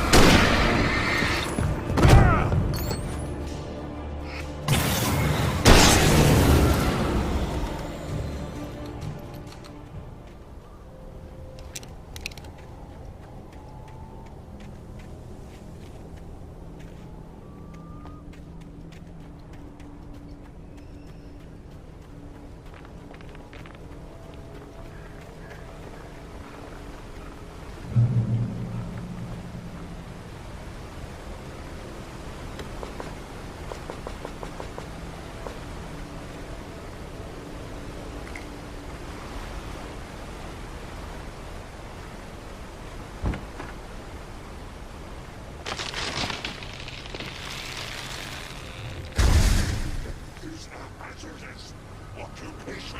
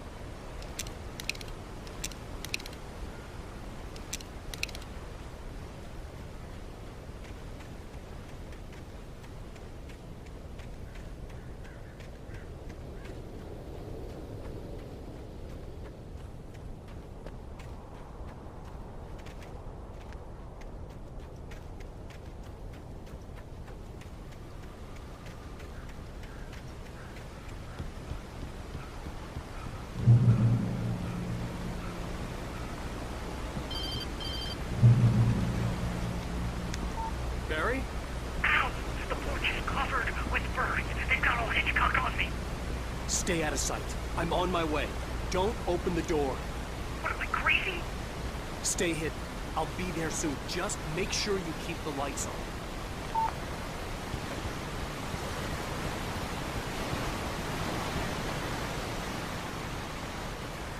I still had to reach Barry at the cabin, but at least I was out of the woods.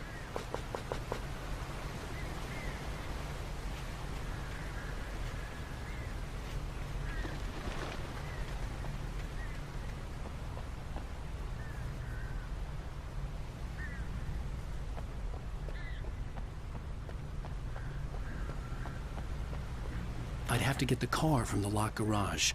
It would get me back to Barry faster, and the headlights were a welcome bonus.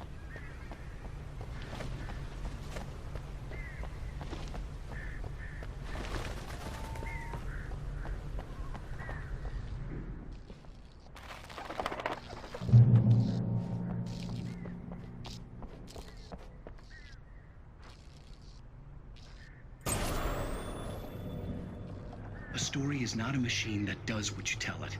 A story is a beast with a life of its own. You can create it, shape it, but as the story grows, it starts wanting things of its own. Change one thing and you set off a chain reaction of events that spreads through the whole thing. The characters have to be true to themselves. The events need to follow a logic that fits the story. A single flaw and the magic is gone. The story dies. Alice dies. You can harm nature and yourself.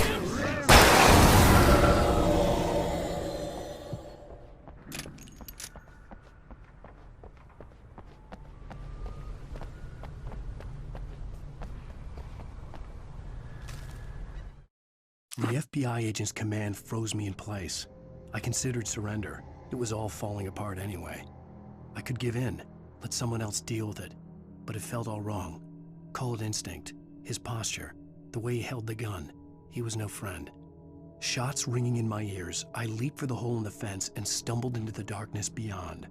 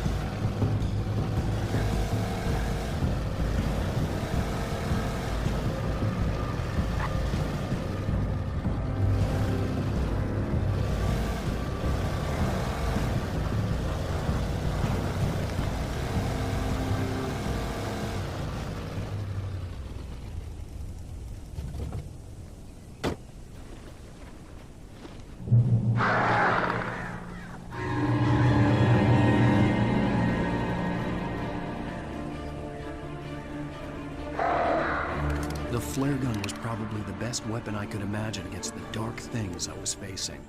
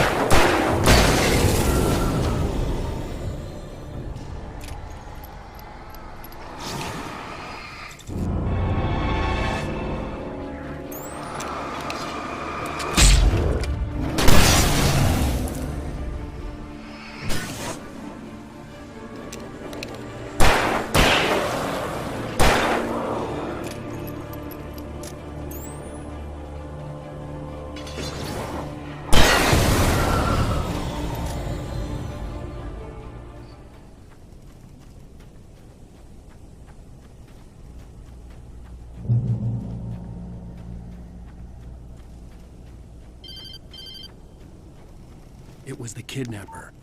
You son of a bitch! Where's my wife? Enough horseplay, Wake. You deliver the manuscript, and you can have your woman back. Simple as that. I don't... Listen. I'm gonna need time to finish it. I still need to write the ending. I need a week. Not done? I need a week. 2 days. The old Bright Falls coal mine is nearby. You can find it easy, city boy. The main building, there at noon.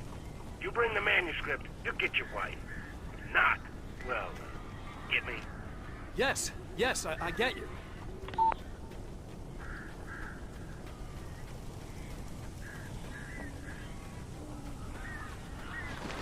Barry had talked about birds over the phone.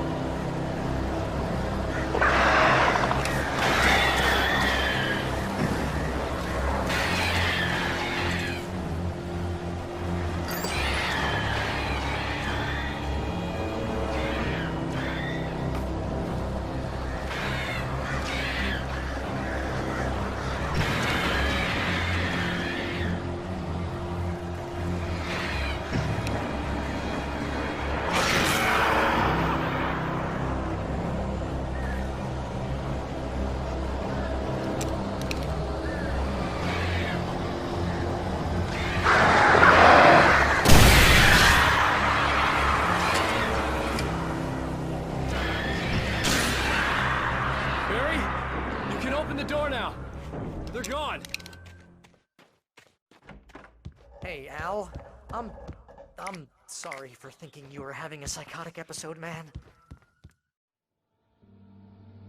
I sent Barry to the town to ask around about a man fitting the kidnapper's description. He'd go through the archives of the local paper. Perhaps he could learn something. Anything about the island and the cabin that had disappeared. The man wanted a manuscript. I had to try to write him one to get Alice back.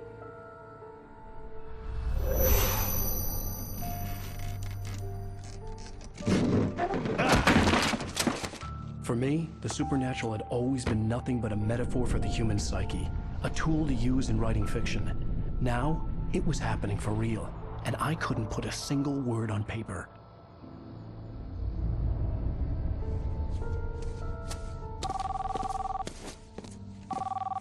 Barry Wheeler speaking. This is Rose. Rose? I found Mr. Wake's pages. Oh, you sweet, brilliant girl. Could you and Mr. Wake come get them? I live in the trailer park outside the town. We'll be there in less than an hour. I know. See you soon.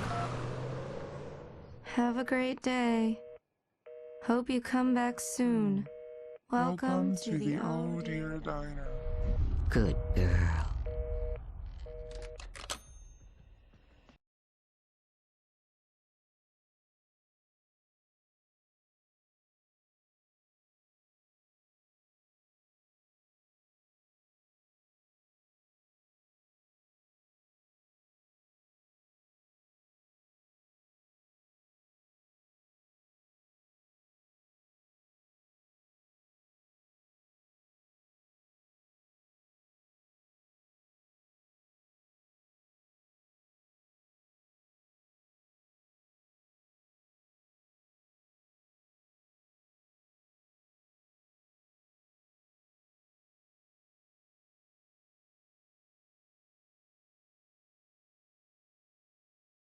Previously on Alan Wake, Alice has been kidnapped. Alan, please help me. Alice? You'll do exactly what I say if you ever want to see your wife again. I can't tell anyone except my agent Barry. Damn it, Barry, they'll kill her! You're my best friend, and I'm worried that you're not right in the head. The ransom is a manuscript I supposedly wrote that's coming true before my eyes. It happened just the way it was on that page. So dark. I have found only a few scattered pages. I want the entire manuscript. The deadline is in 2 days. I found Mr. Wake's pages.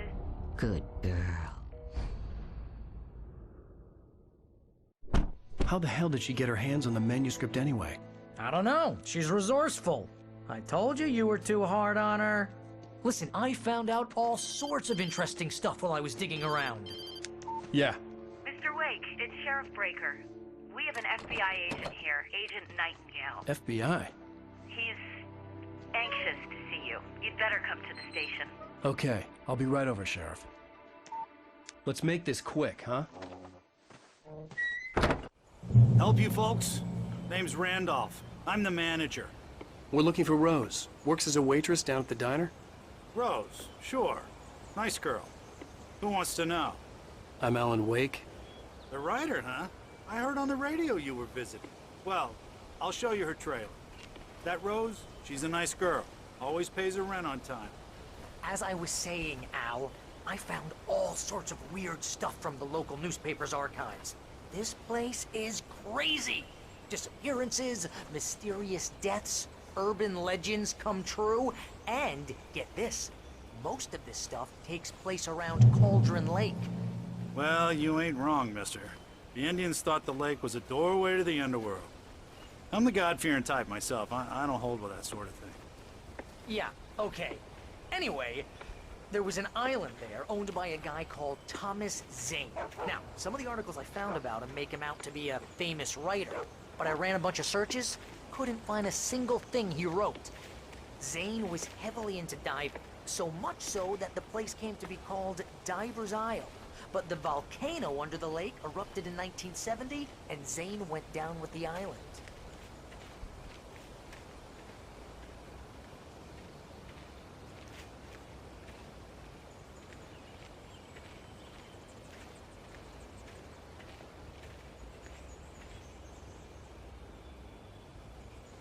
It gets better. A local girl, Barbara Jagger, drowned in Cauldron Lake just a week earlier. They were lovers. Sure, Jagger's a local spook story. The Scratching Hag. Comes for you in the dark. Childish stuff like that. Anyway, Al, I'm just getting to the best part. All of the articles about this stuff were written by Cynthia Weaver. I asked around, and she's that crazy bag lady you met. What, the lamp lady? She can be a little loopy, but she's not homeless or anything. Yeah, anyway, she knew both Jagger and Zane before they both died, and she had some kind of a breakdown.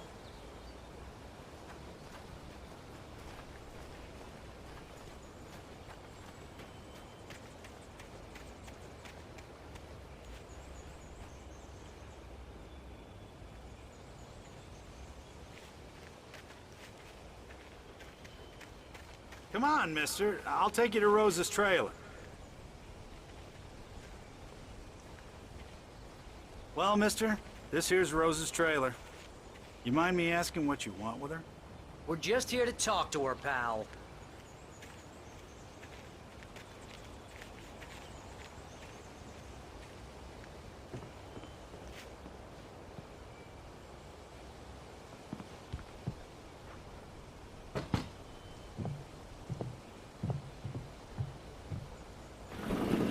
Welcome to... Oh dear, Mr. Wake. I'm so glad you're here. Rose, you have my manuscript? Oh. Oh yes. Yes. Please, come in. Hey, this is really good. Rose, Yes, My manuscript. I really need it. I understand. I know what you need. A muse to inspire you. Oh, for Barry? She doesn't have anything. Yeah, hey, Al? Al, what's... Oh... Barry! What? What?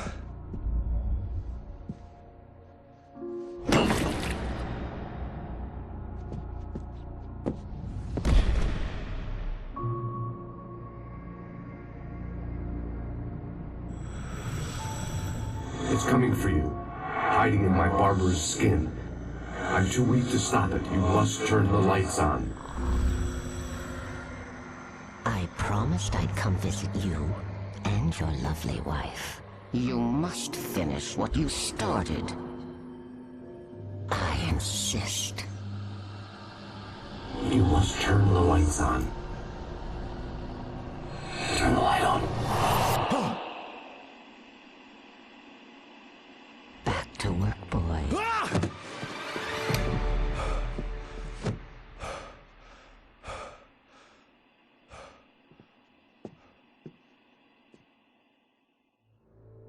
I felt nauseous, hungover. Only anger kept me going.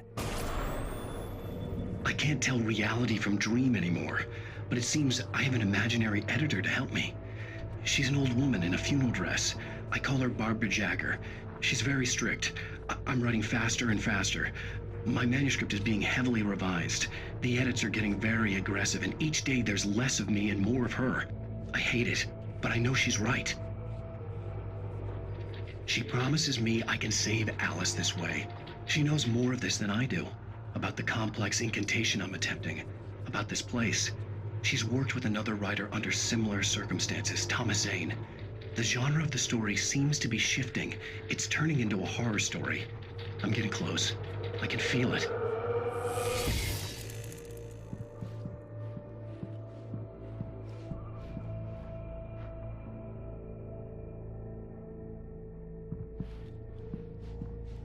Rose took a day from me. I had less than 12 hours left to meet the kidnapper.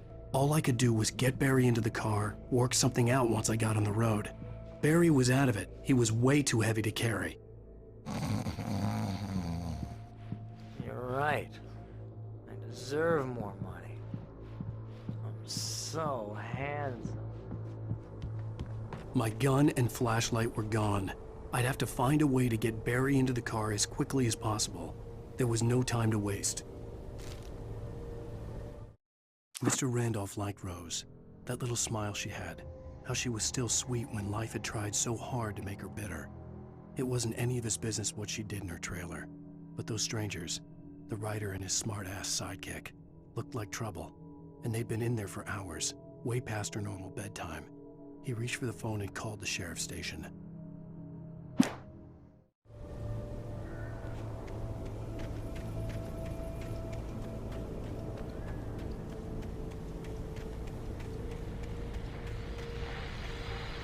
I just stepped outside to catch a breath of fresh air. Let me tell you, the weather's getting heavy. Nights like this make me especially glad I'm here talking to you and not home in bed. Once the weather takes a turn like this, I can't sleep at all. It's all tangled bed sheets and dark thoughts, punctuated by the occasional plunge into nightmare. Is it just me?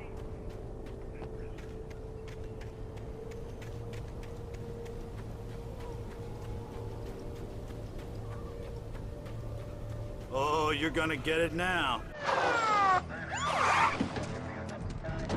God knows what you've done to that poor girl. This is Agent Nightingale, FBI! Get him up, Hemingway! You're under arrest! You move a muscle, I'll unload right in your goddamn face! Stay right where you are, Blaine!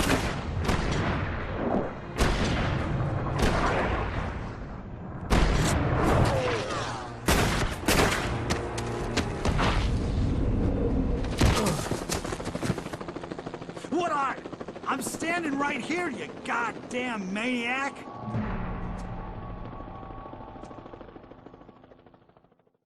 I hated to leave Barry behind, but there was no way I'd miss my appointment with the kidnapper. Give it up, Mr. Wake. Come on. Take it easy on it. Get away. Move it, move it, move it. Let him get away.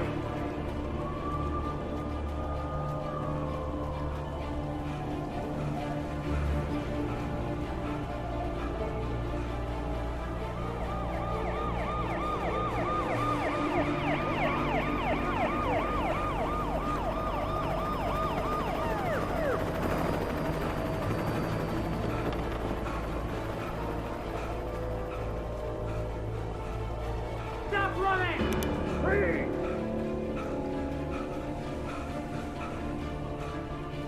Okay, men.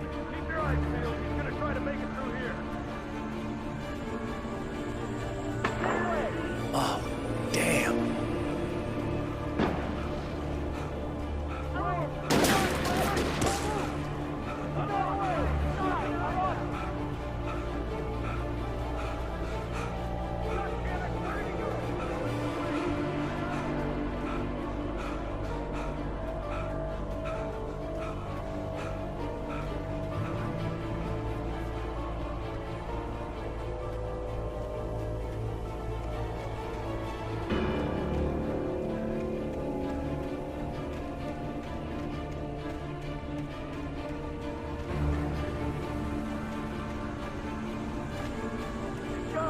Come on, guys.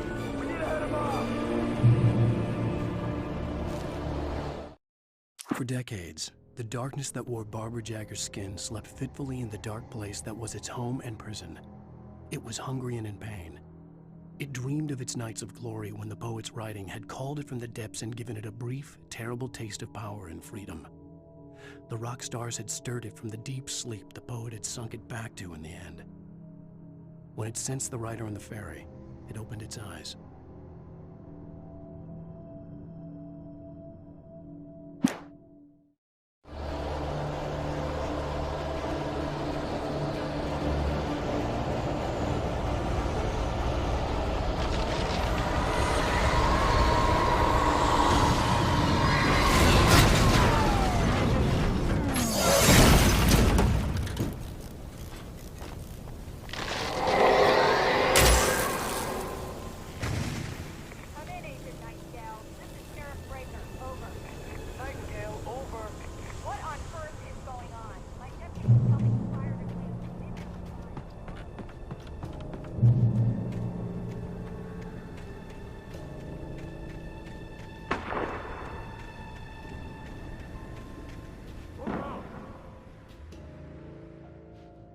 Search the area.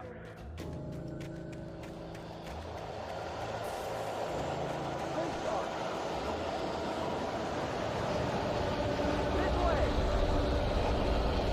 Over here.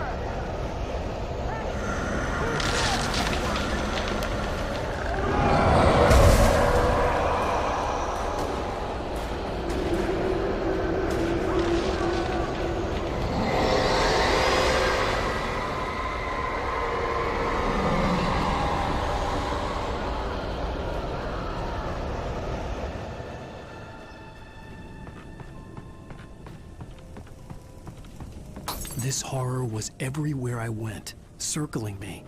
The cops didn't stand a chance. They were after a writer, not a monster. Sheriff Breaker, this is Agent Nightingale. I've lost contact with most of the men you assigned to me. It's Wake's doing. Wait, are you seriously telling me that writer just took out my deputy? Are you kidding? I mean, this guy, he wears a tweed jacket. Over.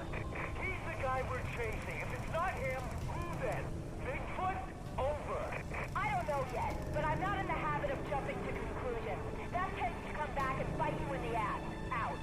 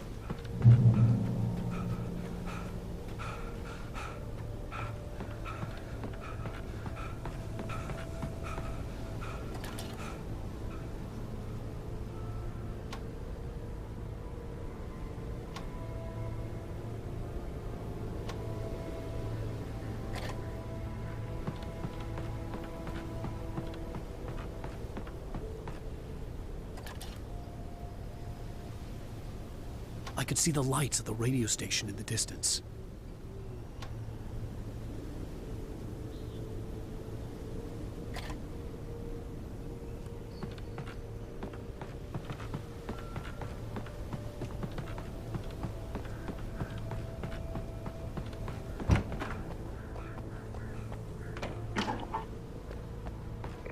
This is James. Mulligan, Thornton, come in. Over. Thornton here. James. We got both Wheeler and Rose because they didn't put up a fight or anything. But it was... Hey, what are you... Come on. Sit down and give me that. James, Mulligan here. Over. Go ahead, Mulligan. Over. We got Wheeler. I imagined that the broadcast tower in the distance was part of the local radio station. Maine seemed like a decent guy. Perhaps he could give me directions to the coal mine.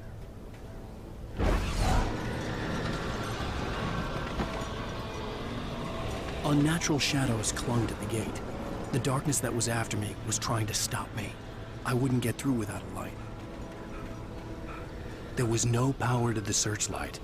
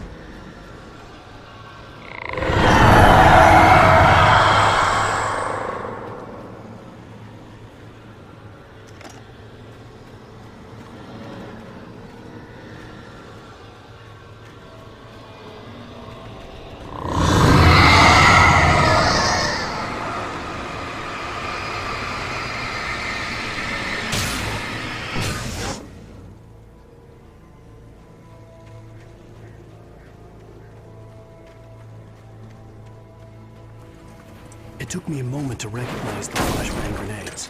They were an ideal weapon for my situation. Team 1, come in. Over. Team 1, this is Sheriff Breaker. Report. Over. Team 2, come in. I need a report. Over. Come on, guys.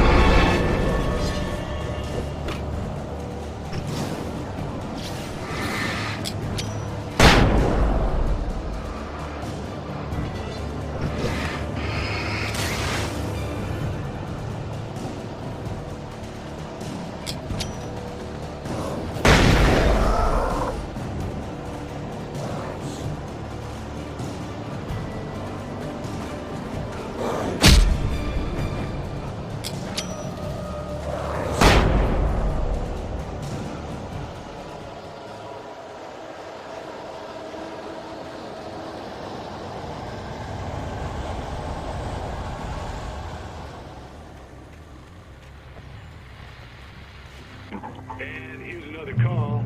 You're on KBFFM with Pat Maine. It's Milt Peabody, Pat. What's on your mind, Milt?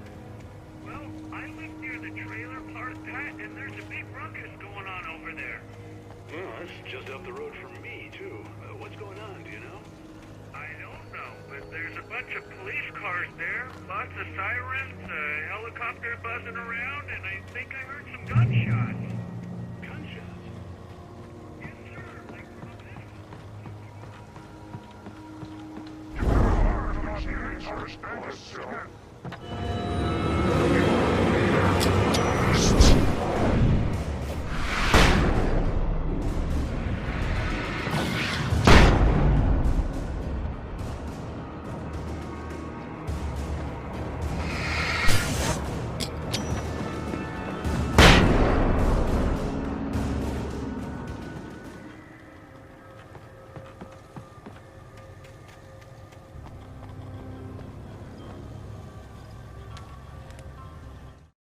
Touched by the dark presence, Rose was lost in a dreamland where everything was drawn in black and gray crayons. The old lady had promised her that all her wishes would come true. She would be Alan Wake's muse. She was smiling so hard it hurt her face. She crushed a bottle full of sleeping pills into the coffee. Deep down inside, she was screaming in terror.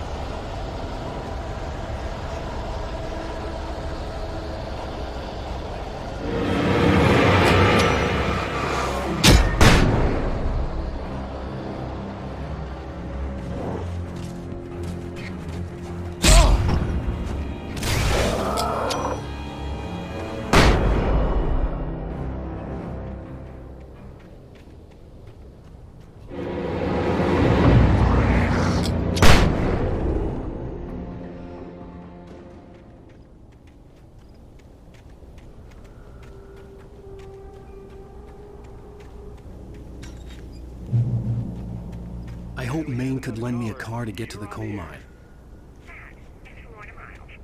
Oh, why, hello, Lorna. What do you have for us?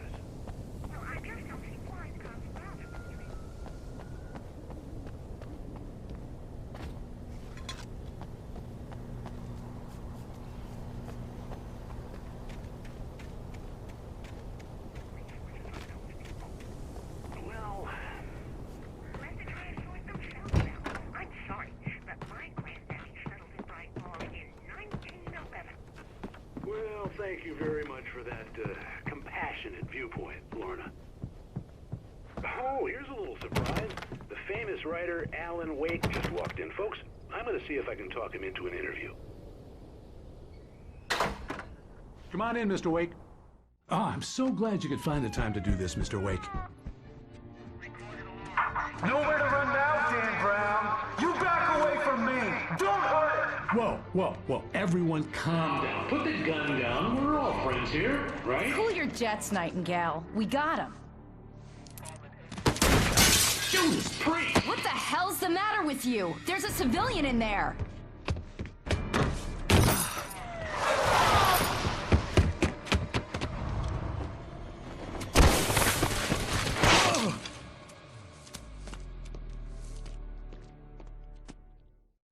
I'll get you yet, even if it kills me. You hear me?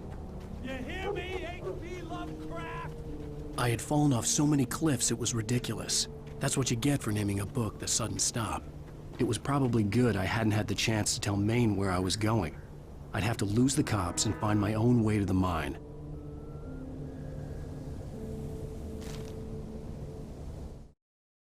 Nightingale stared through the broken studio window into the dark woods. He turned around, started to walk out, but Maine grabbed his arm. "Young man, you almost shot me. You don't shoot off rounds at people like that. What's the matter with you?"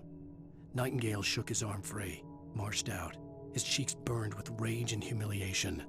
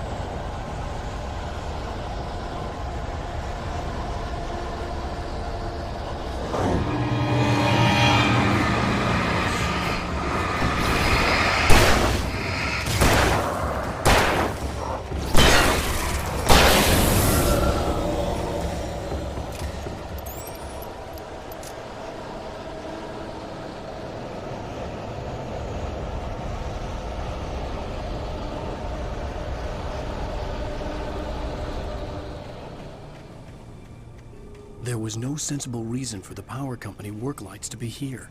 It was almost as if they'd been left for someone like me to use.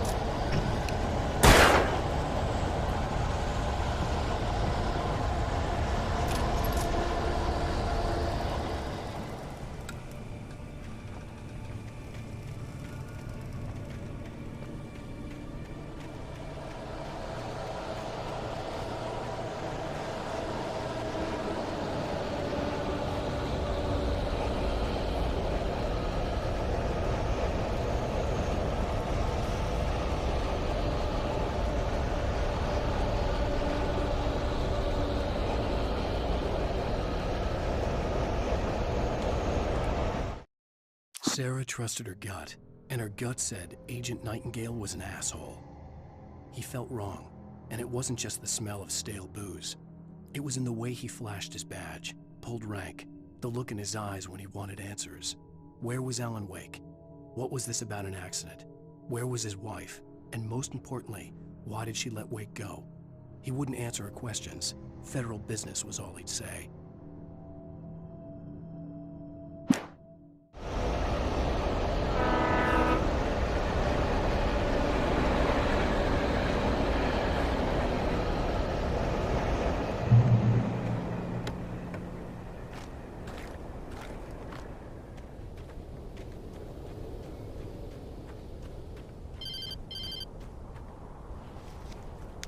Hello? The most stubborn man I've ever met. Alice? Alice? Alan, I'm so afraid. He keeps me in the dark. Please help me. I look at you, Alan, and it's not you. It's something else. Looking out from behind your eyes. Alice, I'm here. I'm so alone here. It's all gonna go to hell. You need to be careful. Cooperate. The connection had been terrible, but that wasn't the only thing that hadn't been right with the call. She sounded wrong somehow, but she had called me.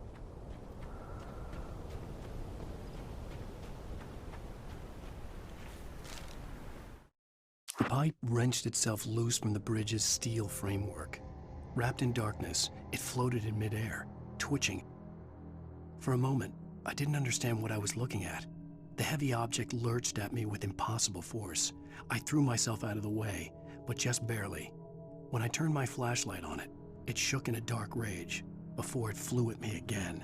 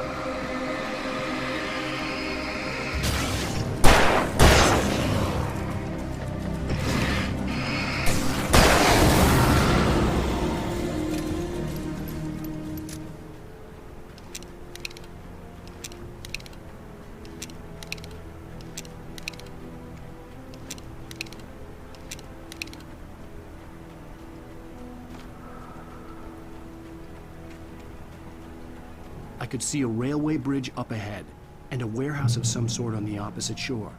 I hoped I could find a car from there.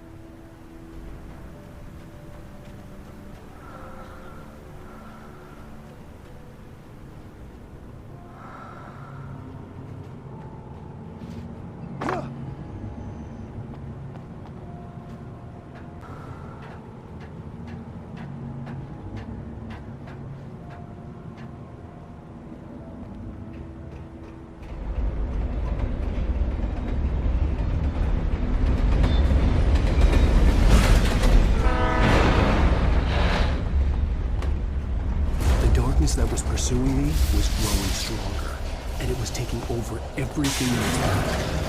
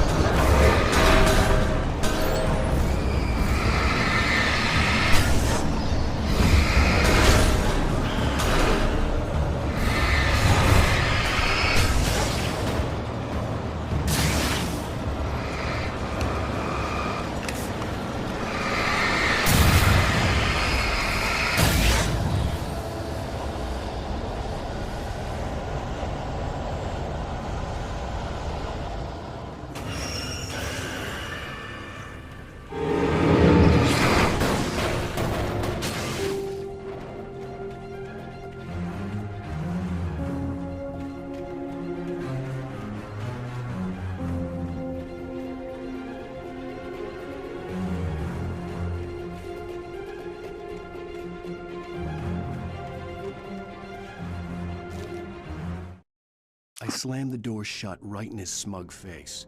He pleaded for me to open the door. True to form, the asshole actually thought I would obey. I had no sympathy left, no guilt either, not for him. I took a moment to savor the scream. I bet I had a smile on my face. It was all that I had time for. The dark presence was inside the lodge with me.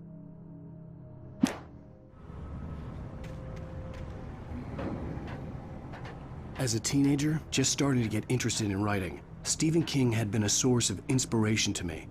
I thought about all the inanimate objects that had come to life in his books. No one is safe in a good horror story. Certainly not the protagonist. That's what makes them fun. This was anything but. The darkness could possess anything, and it was getting closer.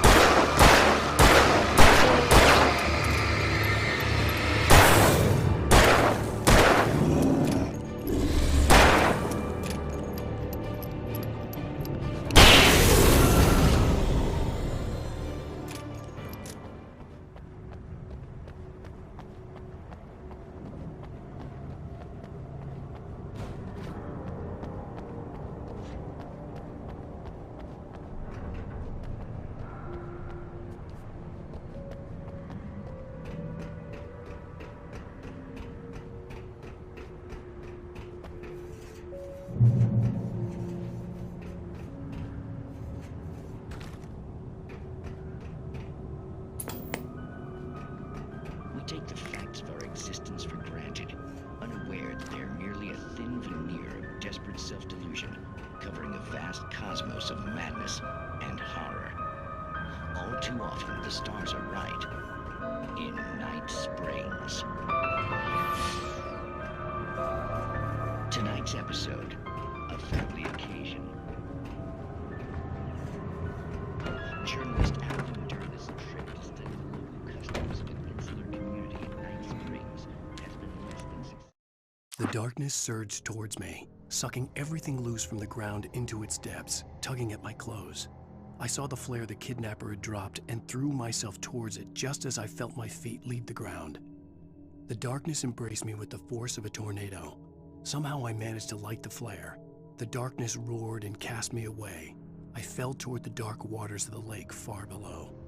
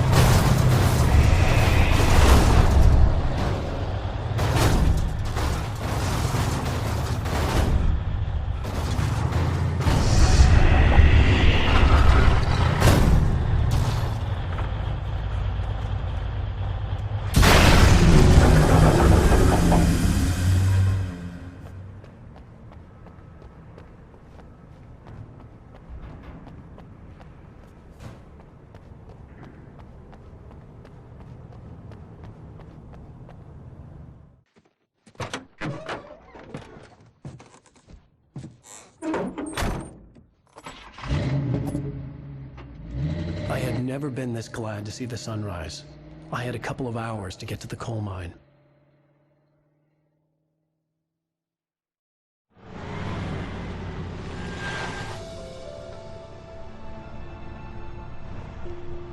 The coal mine wasn't far now.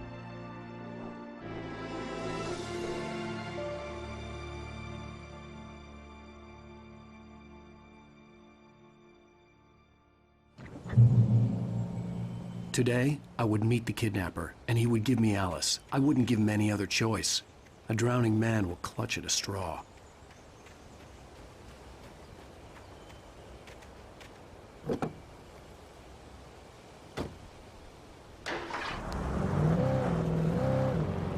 Little by little, without realizing it, I'd come to believe that the story in the manuscript was coming true. The current of its narrative had taken me deeper and deeper into dark waters. Alice had been taken from me. Barry was probably in jail. I was a fugitive from the FBI. The whole world taken over by the dark presence was trying to destroy me. It all felt real, but it matched a textbook case of insanity.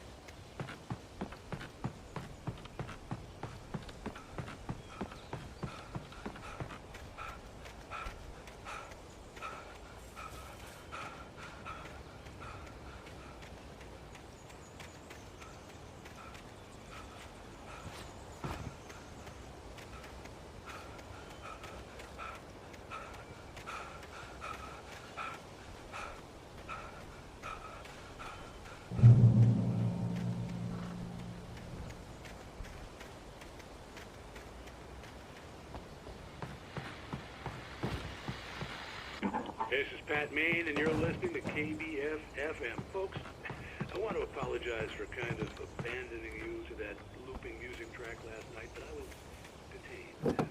You see, I encountered a...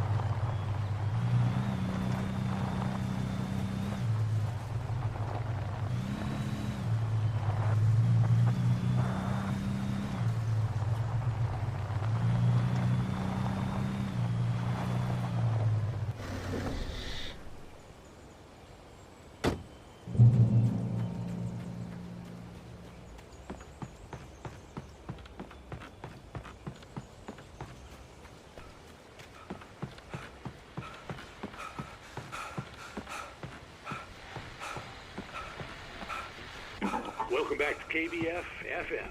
Hope you enjoyed that tune. Now, Doc, you were talking about life and finding that special song, that soulmate. Well, you were talking about that. I was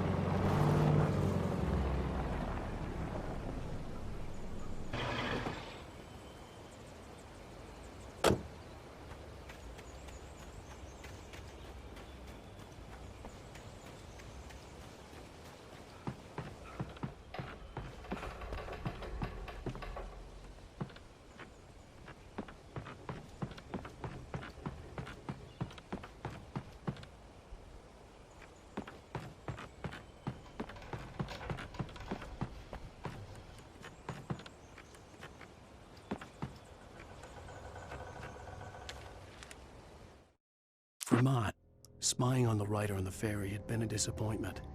His boss had made Wake out to be something special, but Mott hadn't been impressed. He'd gotten a good long look at the wife, though, and he liked what he saw. Mott had fantasized about goading Wake into a fight, but it hadn't happened. Still, he'd get his chance to see if the writer had anything in him. He'd been promised as much.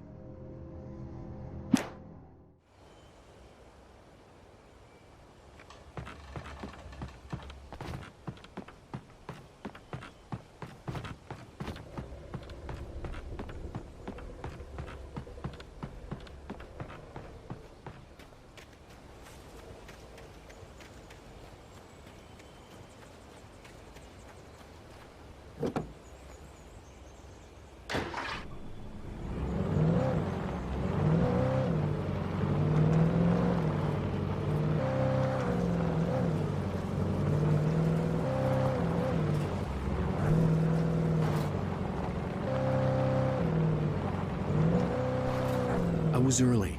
I was supposed to meet the kidnapper at noon in the main building. The coal mine was quiet. It was a museum now.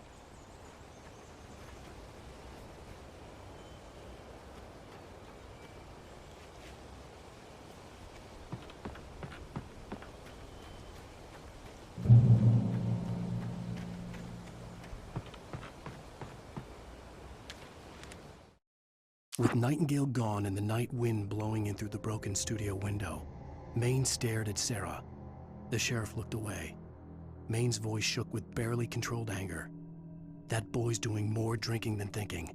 I hope you know what you're doing, Sarah. He's got a sickness in his eyes.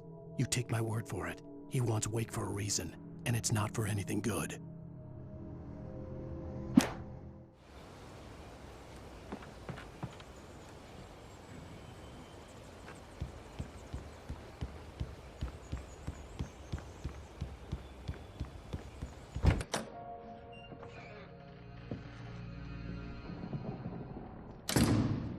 I didn't want to go outside.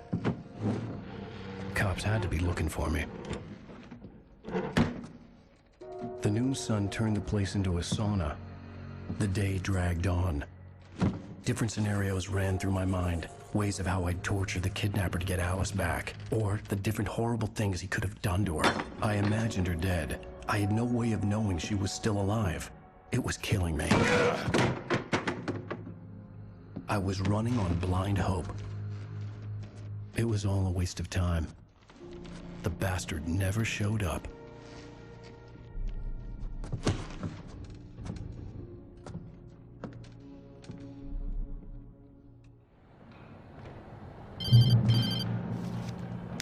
Wake! Where the hell are you? Change of plans. You know where Mirror Peak is? It's a big mountain north of where you are. You follow the path from the mine, you can't miss it. There's a lookout point there. I'll be waiting.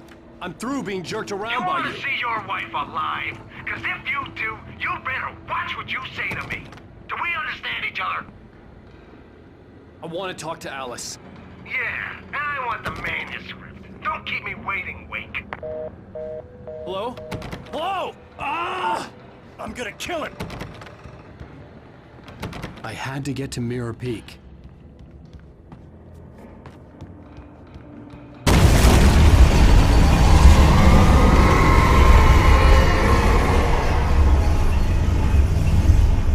It was close. Maybe closer than ever before.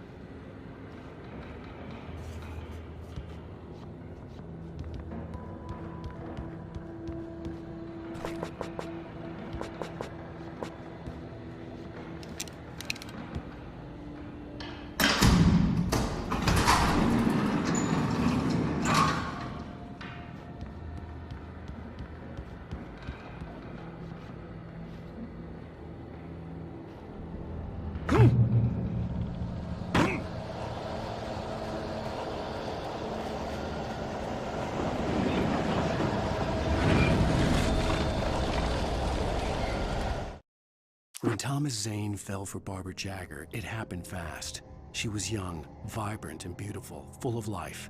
He had never been a very happy man, and without any seeming effort, she had changed all that. Zane felt good for the first time in his life. Everything she did was another piece of a jigsaw puzzle he hadn't even known he'd been missing.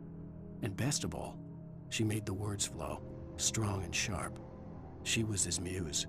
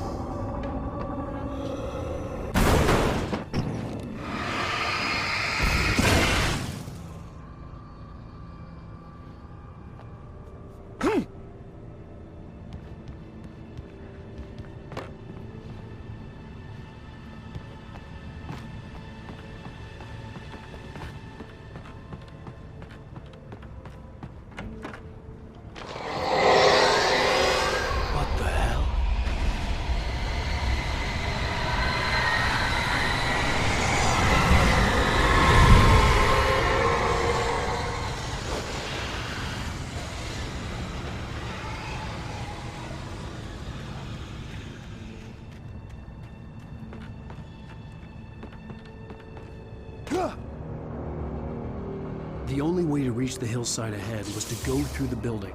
I had to find a way to avoid electrocution.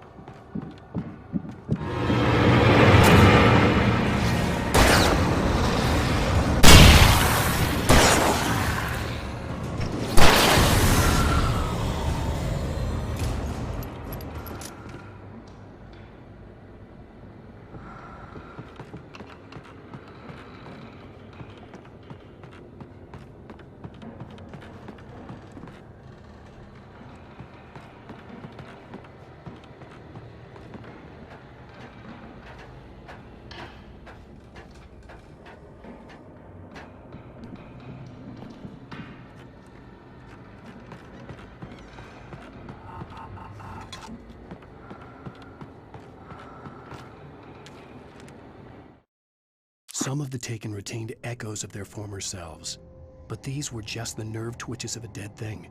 Nothing remained but a shell covered and filled with darkness. In most cases, these puppets were enough for the purposes of the dark presence.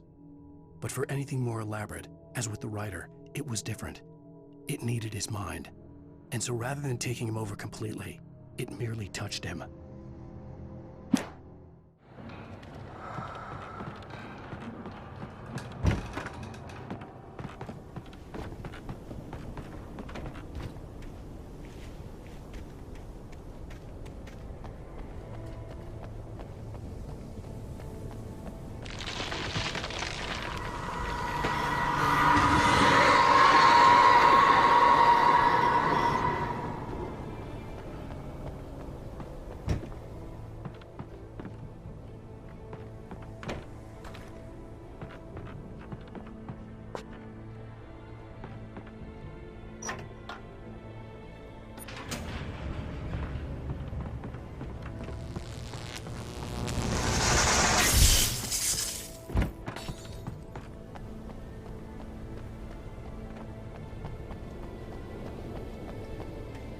There was no way the flashbang grenades were standard power company equipment.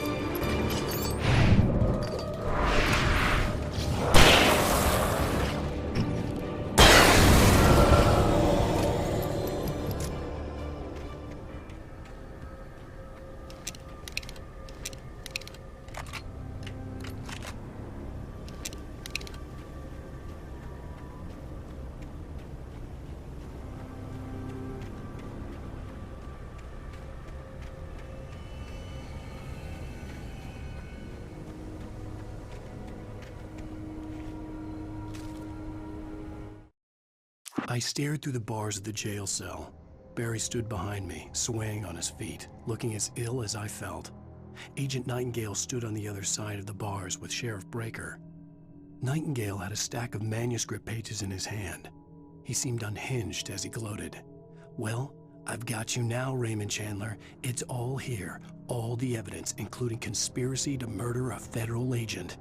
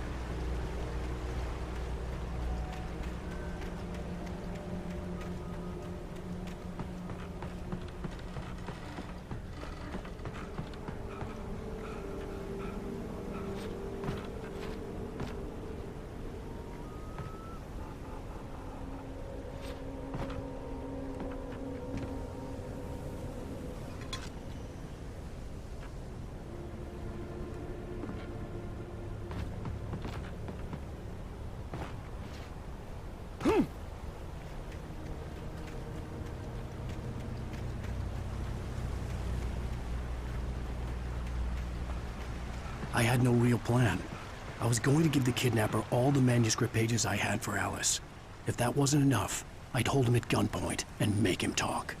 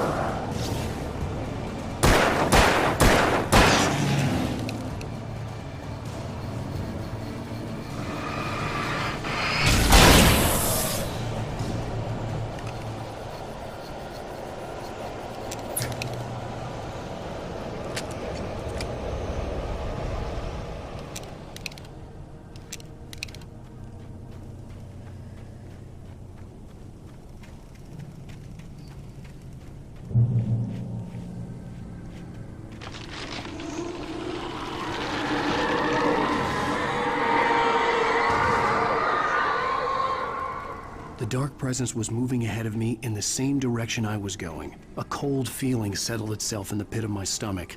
Was it going for Alice?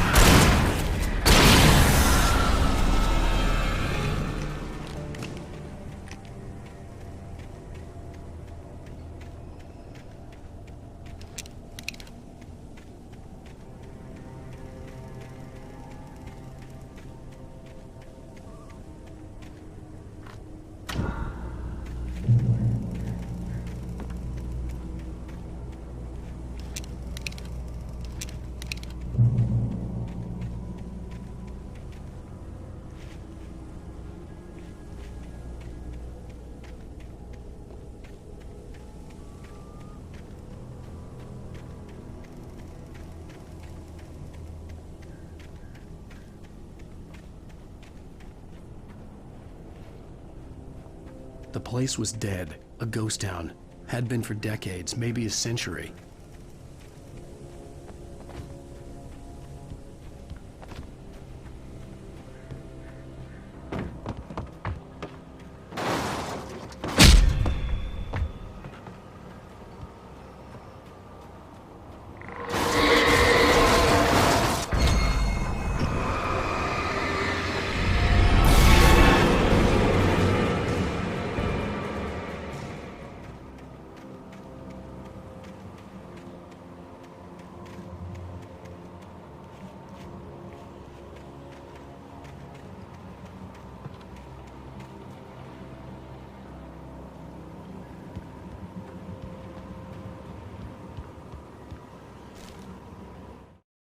Things were never as simple in real life as in fiction. I had lost count of the times I had wished there'd be a clear reason for my writer's block. Something to fight, something to lash out on. There wasn't. I was filled with doubt.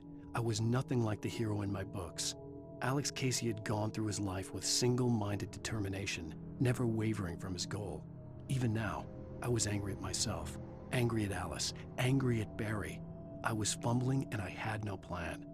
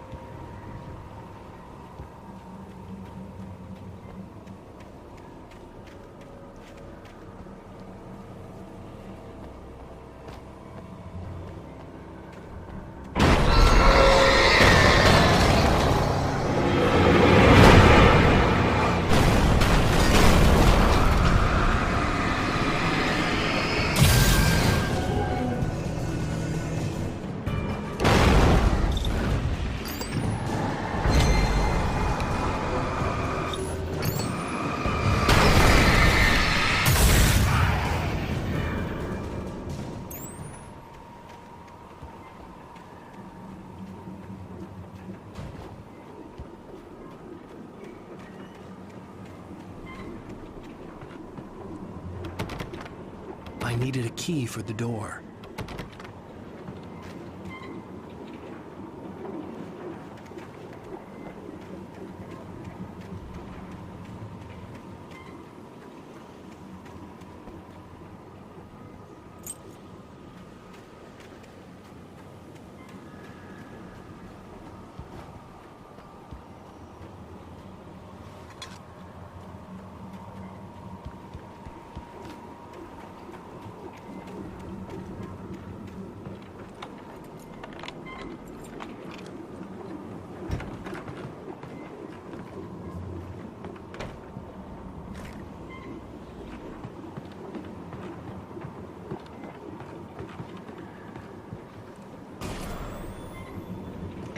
outside of writing is a struggle. I feel ill. I managed to make my way downstairs. There's a shoebox filled with books and papers by Thomas Zane. It's very hard to focus, but I managed to read some of it. He's a poet, and a good one. He writes of muses and creators summoning fabulous things from a magic lake, using his powers to shape the world of a realm of gods and dreams and demons, dark things that wait for a chance to slip through, wearing the flesh of men as disguise. Zane writes about himself, his girlfriend being taken over by a dark presence, about growing scared of the lake. Zane believes it's a mirror to the gaping void of darkness above, where some Lovecraftian presence lurks. I crawl back upstairs. I'll borrow these things for my story. They ring true. They fit.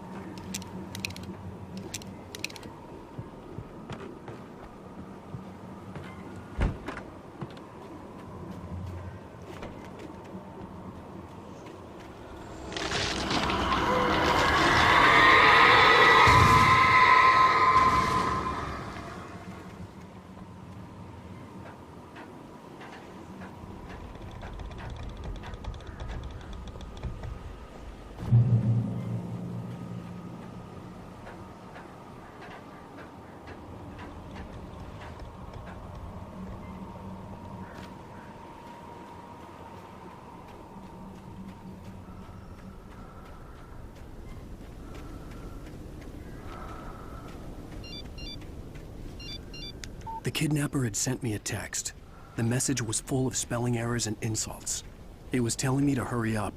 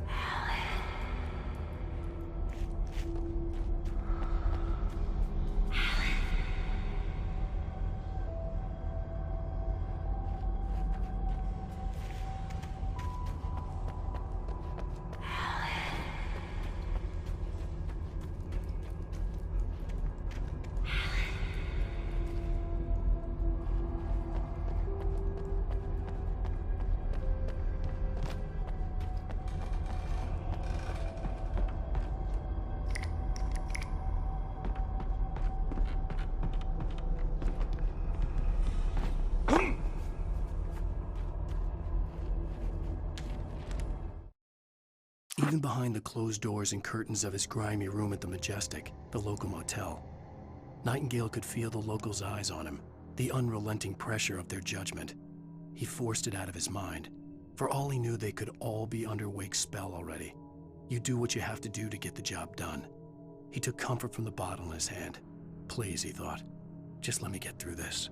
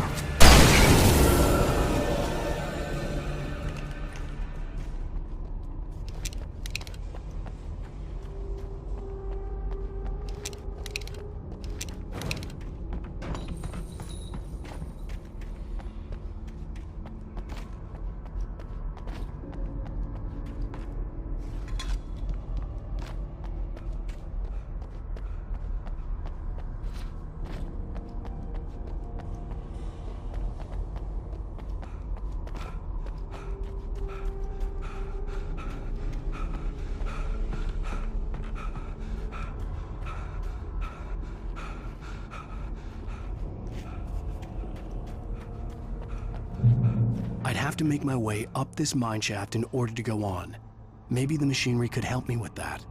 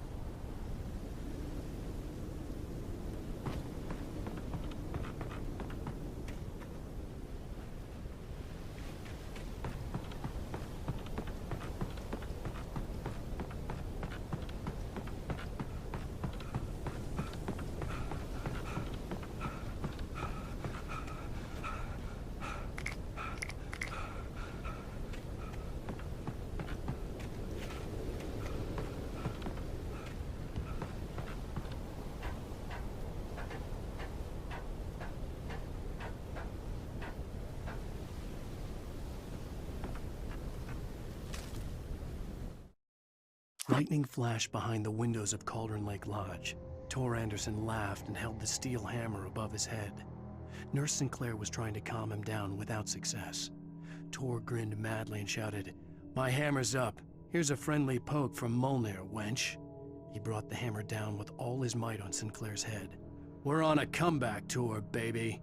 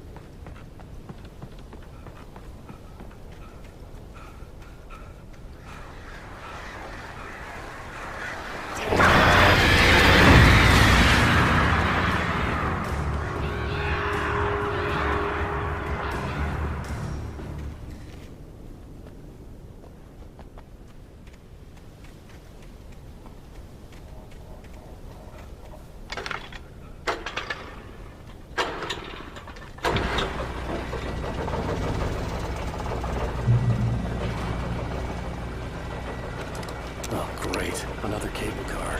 Just great.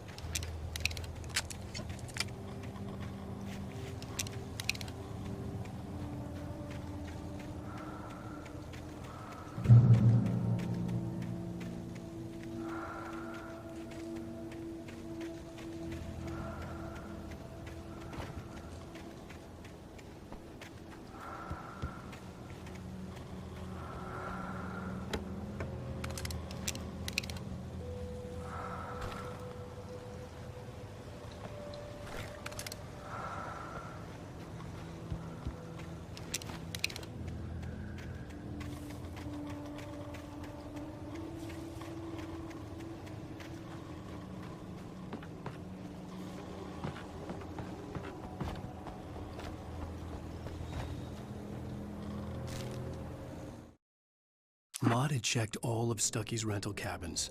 There had been no sign of the Wakes. It was dark when he'd found their car parked at the end of the road by Cauldron Lake. It made no sense. They must have taken a wrong turn, but there was no sign of them, and the car had been there for hours already. Frustrated, Mott stood on the rotten ruin of the footbridge that had once led to Diver's Isle before it sank beneath the waves years ago. The boss wouldn't be happy.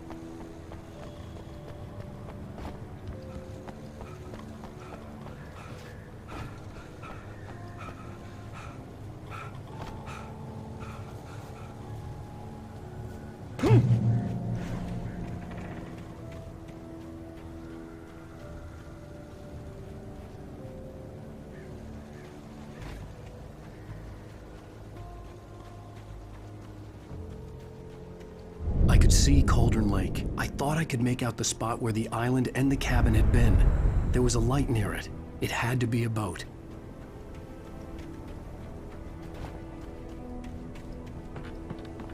I was close now. I had to get there. I tried to hold on to Alice, but her form melted away. I was losing control. Dr. Hartman stood in her place. I wanted to hit him, but my arms were jelly. He smiled. It was a reassuring smile, and I hated him for it. I had to give you a sedative. Don't fight it. You went through another rough period. Right now, it's very important that you stay calm. We don't want you to have another episode. You're a patient at my clinic. Have been for a while now. You're fast. I dreaded what I would find.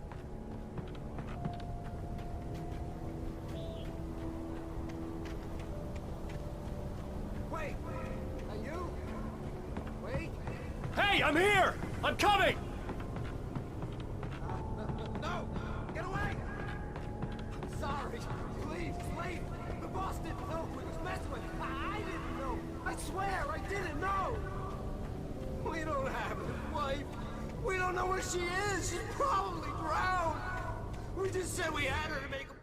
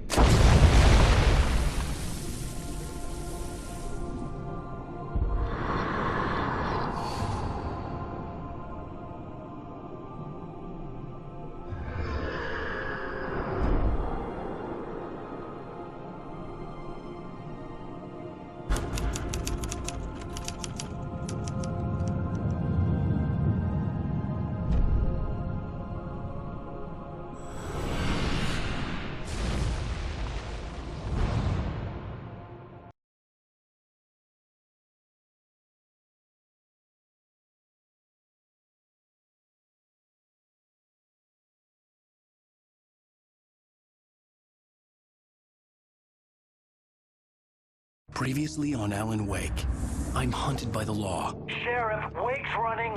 I'm giving chase. Are you seriously telling me that writer just took out my deputies? A thriller I supposedly wrote is coming true.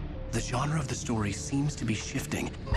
It's turning into a horror story. I was told that Alice had been kidnapped, but that was a lie. We don't have his wife. We don't know where she is. Her purported kidnapper was eaten up by the dark presence before it attacked me.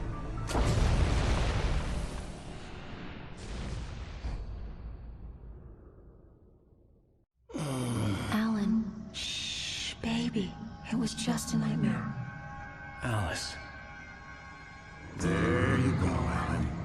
Hartman, I fell. I had to give you a sedative. Don't fight it. You went through another rough period. What? Right now, it's very important that you stay calm. We don't want you to have another episode. You're a patient at my clinic. Have been for a while now. The shock of your wife's death triggered a mental illness. No, you lie. You're suffering from various symptoms of undifferentiated schizophrenia. Bastard. It's okay, Alan. Just let go.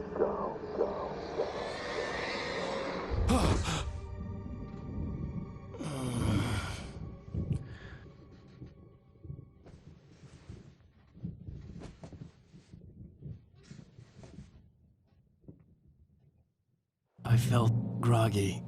Whatever Hartman had bumped in me was making me numb. I felt like this was happening to someone else. Someone I was watching on television. I couldn't think. Couldn't focus. The door was locked. I was a prisoner here.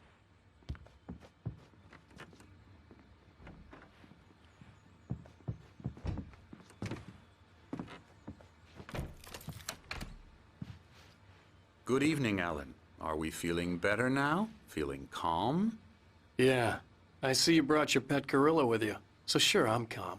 I get the message. Loud and clear. Quite right. That's the spirit. You're being very brave, Alan. I understand you're confused. I would be more concerned if you weren't suspicious of me. I don't blame you for it. Big of you. Now, why don't you come with me? We'll reacquaint you with my clinic and go over everything you might have forgotten. Little walk and some fresh air? Yes, it will do you good. This corridor is for patients. Most of them aren't here right now. Jack took them out for a fishing trip, except for the ones who are particularly vulnerable, of course. I encourage creativity as a part of the recovery process here at Cauldron Lake Lodge. I specialize in treating artists. I bet you do. Splendid, Alan. I honestly believe we can get this thing under control if we work together.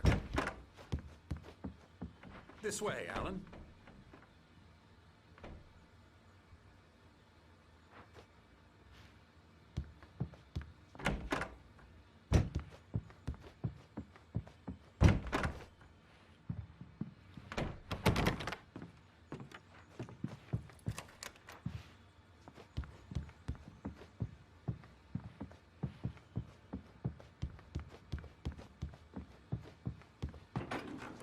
Now, Alan, from past experience with you, I know I need to get right into the heart of the matter as quickly as I can after an episode.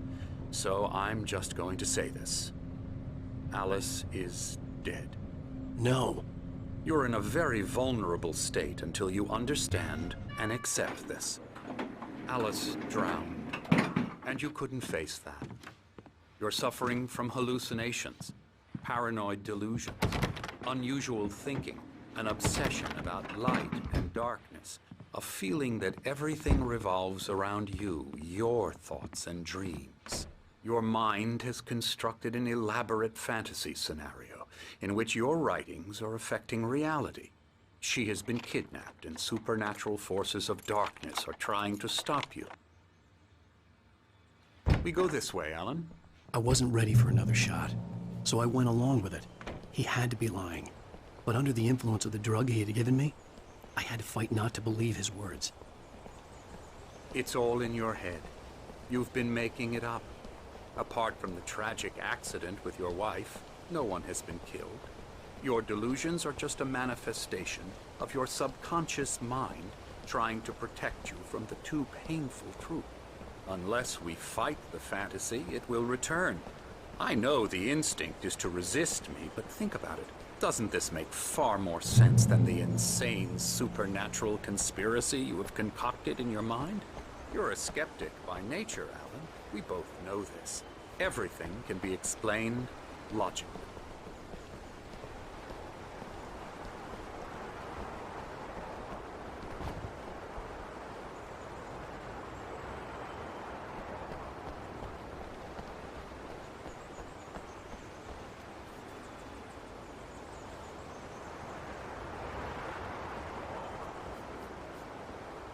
I never get tired of this view. Very inspiring, isn't it? Cauldron Lake spread below us. I could see Mirror Peak on the other side of the lake. I thought I could make out the spot where Diver's Isle had been when I arrived with Alice. Now there was nothing but waves. It seems there's a storm coming. Funny, I don't recall there being a mention of that in the weather forecast. Well, no matter. This way. Follow me. Alan, what I'm telling you is good news. Right now, we're in control. Every time you have a relapse, it gets more and more difficult to resurface from the dark depths of your imagination. Not surprising, considering your profession. Imagination is what you work with. After all your nightmares, this should come as an immense relief to you. If it doesn't, why is that? Because I'm lying? Or because you don't want to admit that you're not well? It's very natural for you to think of me as your enemy. It's part of the illness. I let him talk. After all, Hartman obviously loved his own voice. His words echoed madly inside my head. But I dug my nails into the palms of my hands to stay focused. You need to work with me. Once you accept that, we can begin the journey towards your recovery. Come along. Let's go inside. Here's the entrance to the office wing. That's for staff only. You were impressed by my trophies when you first arrived here. I do love to hunt. The great outdoors, man versus nature. It's wonderful stuff. Pretty damn wonderful, yeah. Scary, scary, scary.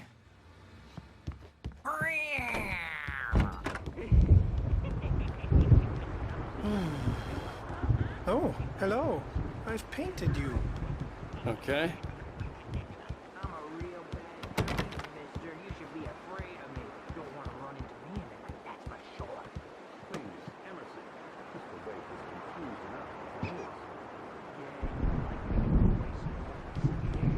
You can't just decide what kind of dream you have or when you have it. Emerson. Okay, sorry. No. That's Emerson. We're actually making some progress with him, I'm happy to say. He works on video games. Ooh, yeah. It's trash, of course, but it does involve some small creative effort, which makes him receptive to my therapeutic methods. No kidding.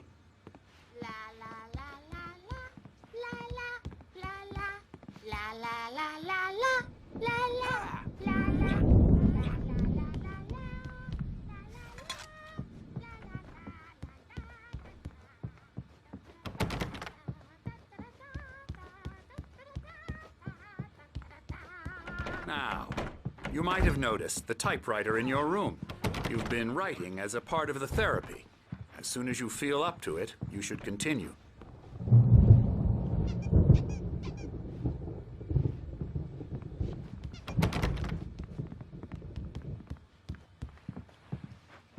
My rheumatism's killing me. There's a storm coming. Oh, what a storm. I hope it wipes this place off the face of the earth. And these two are the Anderson brothers, Odin and Tor. They had how should I put this? A heavy metal band in the 70s and 80s called Old Gods of Asgard. They even adopted new first names to complete the image of Viking gods. After the band broke up, they lived on a farm nearby. They are, well, in advanced stages of dementia. They're well cared for, TLC and all that. There's nothing more that can be done. I'm afraid that the rock and roll lifestyle has left its mark. Oh, that won't do. I'm so sorry to cut this short for now, Alan. The power has been acting up. I'd better go check on it. We'll continue this soon. Meanwhile, when you feel up to it, return to your room and try to write. It really is for the best. Don't you think? I'd like to bash his head in with a hammer. Oh, he'd love to fish out our secrets, but he has no clue. He's not crazy enough. Not crazy like us, Sonny. Yeah! Being crazy's a requirement, Sonny. Who else could understand the world when it's like this?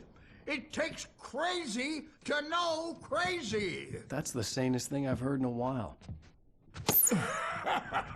Zane! You're all right, Tom. Hey, we like him, don't we, bro? He's got to go to the farm. The Anderson farm. Valhalla! We wrote it all down, lest we forget. A crash course. All you need to know to get your head right. You need to find the message. Here, Sonny, here's something for you. Gave me a rash, but I kept it safe from these bastards. Zane could feel the poems, taking form, shaping things. As he experimented, he imagined he could almost feel the power surging through the keys of the typewriter. It exhilarated him. But there was fear, too. If not for his young assistant, Emil, he would have given it up. But Emil convinced him otherwise. He, too, had a way with words. My head was clearing up, or according to Hartman, I was sinking back into the fantasy. I was convinced he was lying to me. About everything. Crazy or not, the Andersons made more sense.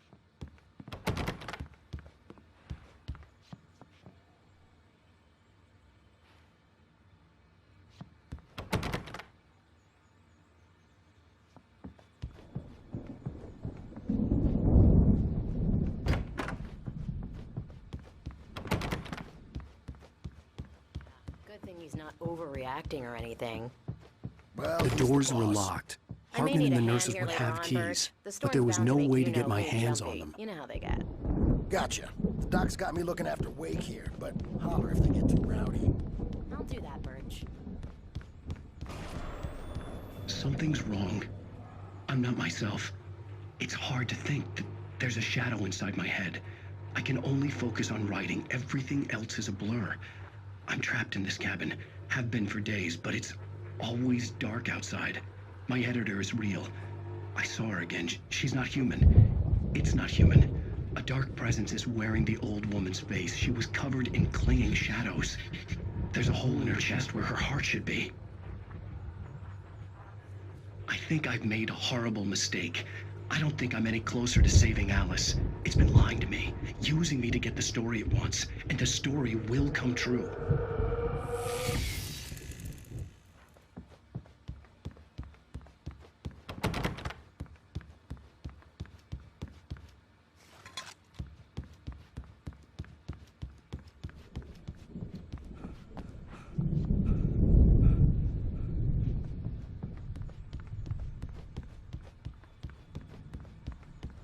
Hartman had mentioned that the power had been acting up.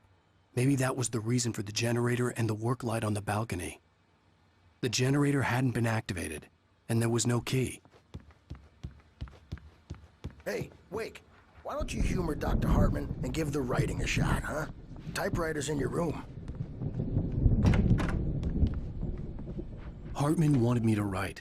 I knew I couldn't, but I figured I should just play along for now. It was the only thing I could do with Nurse Birch watching me like a hawk.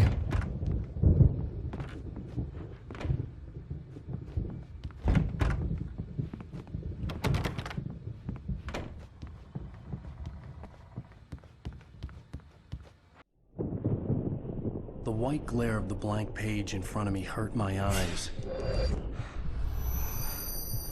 My hands began to shake uncontrollably.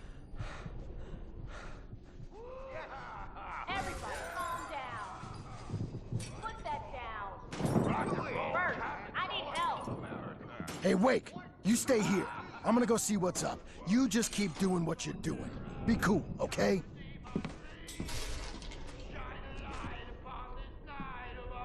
I didn't know what the chaos was all about, but it could be my only chance of getting out of here.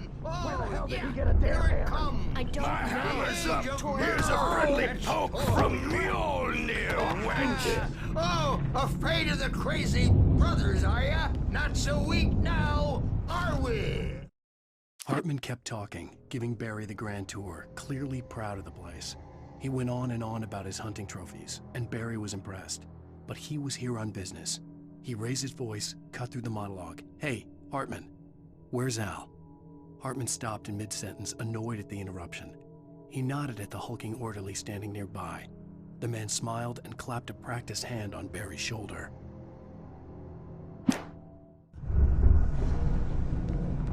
Well, things are unraveling fast, aren't they? Sinclair looked bad. That wasn't a love tap. The crazy old fart hit her hard. If she was one of Hartman's goons, she had it coming. I had to get to Hartman's office. He had taken all my manuscript pages. That's where he'd been keeping them. Come out and face the music, Birch. It's time to pay the piper. Maybe you could come out and beat our regular adult diapered asses, Birch. Since you're so tough, Birch. We were on the road, man. You think we haven't seen punks like you before?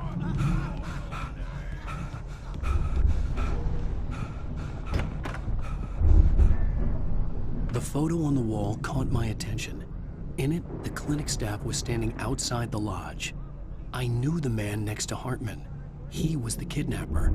Hartman had been playing me all along. Let me out of here! Hartman, do you hear me? I'm gonna sue your crazy quack ass to shreds! Barry? Ow! About time! Barry, man, I'm glad to see you. We need to get to Hartman's office.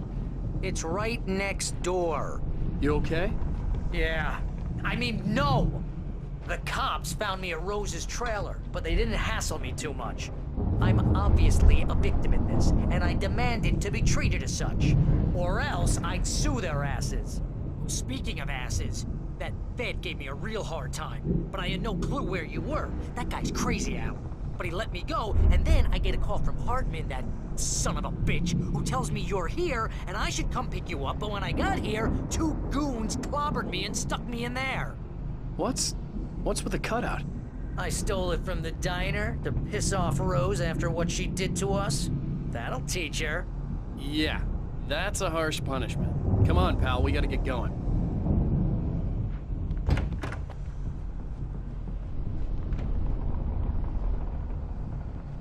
The markings on the tape said they were recordings Hartman had made at the sessions with his patients. I saw Alice's name on one of them. For a moment, I couldn't breathe right. Now, Mrs. Wake, can you tell me about Alan's problems?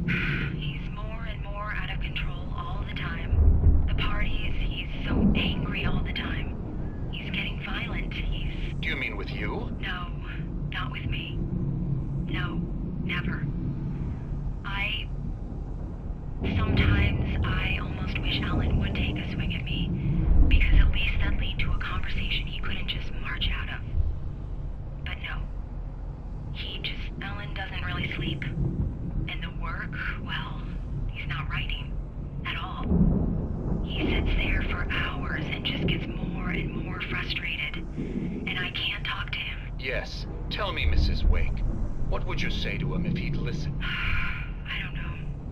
I want to say, I look at you, and it's not you. Just some stranger who resembles you. Looking out from behind your eyes. And I don't like that guy much. And now it's all gonna go to hell. But you don't ever say this. No.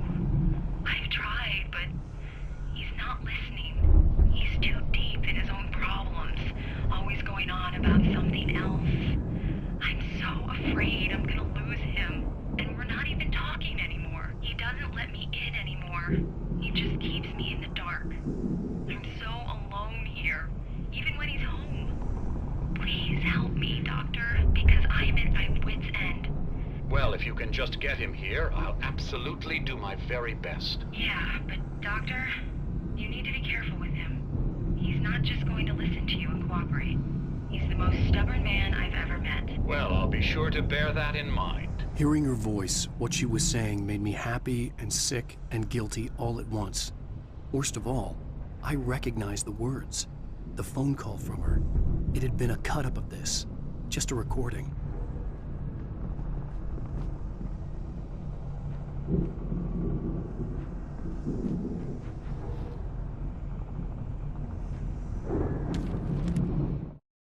Hartman wasn't happy.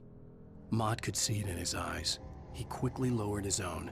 He had made a mess of it, and he knew it. The shame of failure was hard to bear. He hadn't expected Wake to say he needed more time, and he blurted out 2 days, less than Wake had asked for to show him who was in charge. But that wasn't part of Hartman's plan.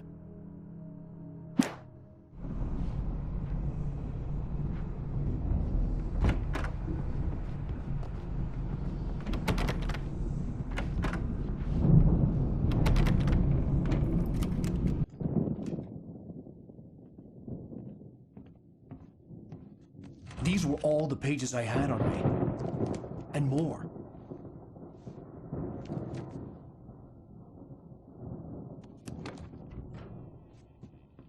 Alan, please. You're sliding back into the... Tell me one more lie and I'll shoot you in the face. Ah, well, it was worth a shot. Really, Wake, come on. Let's work together on this. You have no idea... Hartman, shut up! Barry, get out of here. I'll catch up with you. Get a car. Oh, Al, let's just... Go! Wake, listen to me. This is a mistake. Don't you see? Together we can create something absolutely wonderful. With your ability and mine.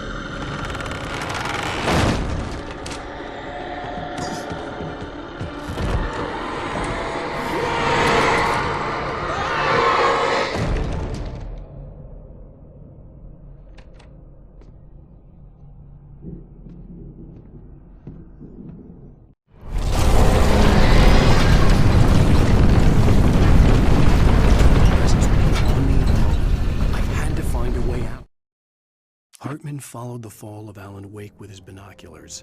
When the rider hit the water, he ordered Jack to take the boat to him. The spot was easy to see in the dark, even with all the extra lights in the boat. The flare floated and kept burning even in the water. Jack turned the radio louder as the engine sputtered. The music was rough and clanking, something the Anderson brothers would no doubt have enjoyed. But Hartman chose to ignore it. Wake was finally within his reach.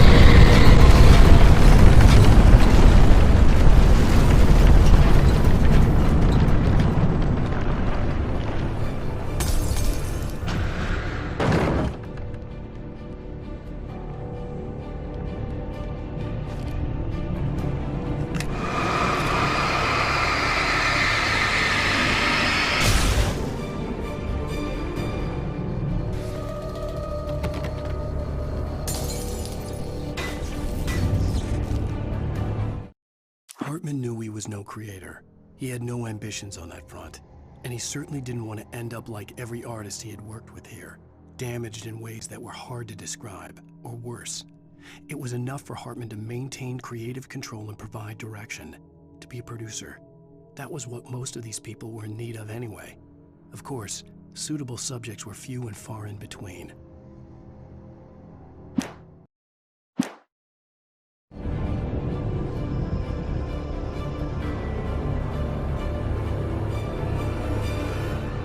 Most of us have felt its shadow on us. A shiver down your back. Lips from the corner of your eye. You can't find it on purpose. But take a wrong turn. Pull the wrong ones. Wonder where you are in the radar. And you will find yourself in the small town of Night Springs. Tonight's episode, the Dooms Marathon. Sometimes, the simplest things prove impossible. Consider, you get in a car.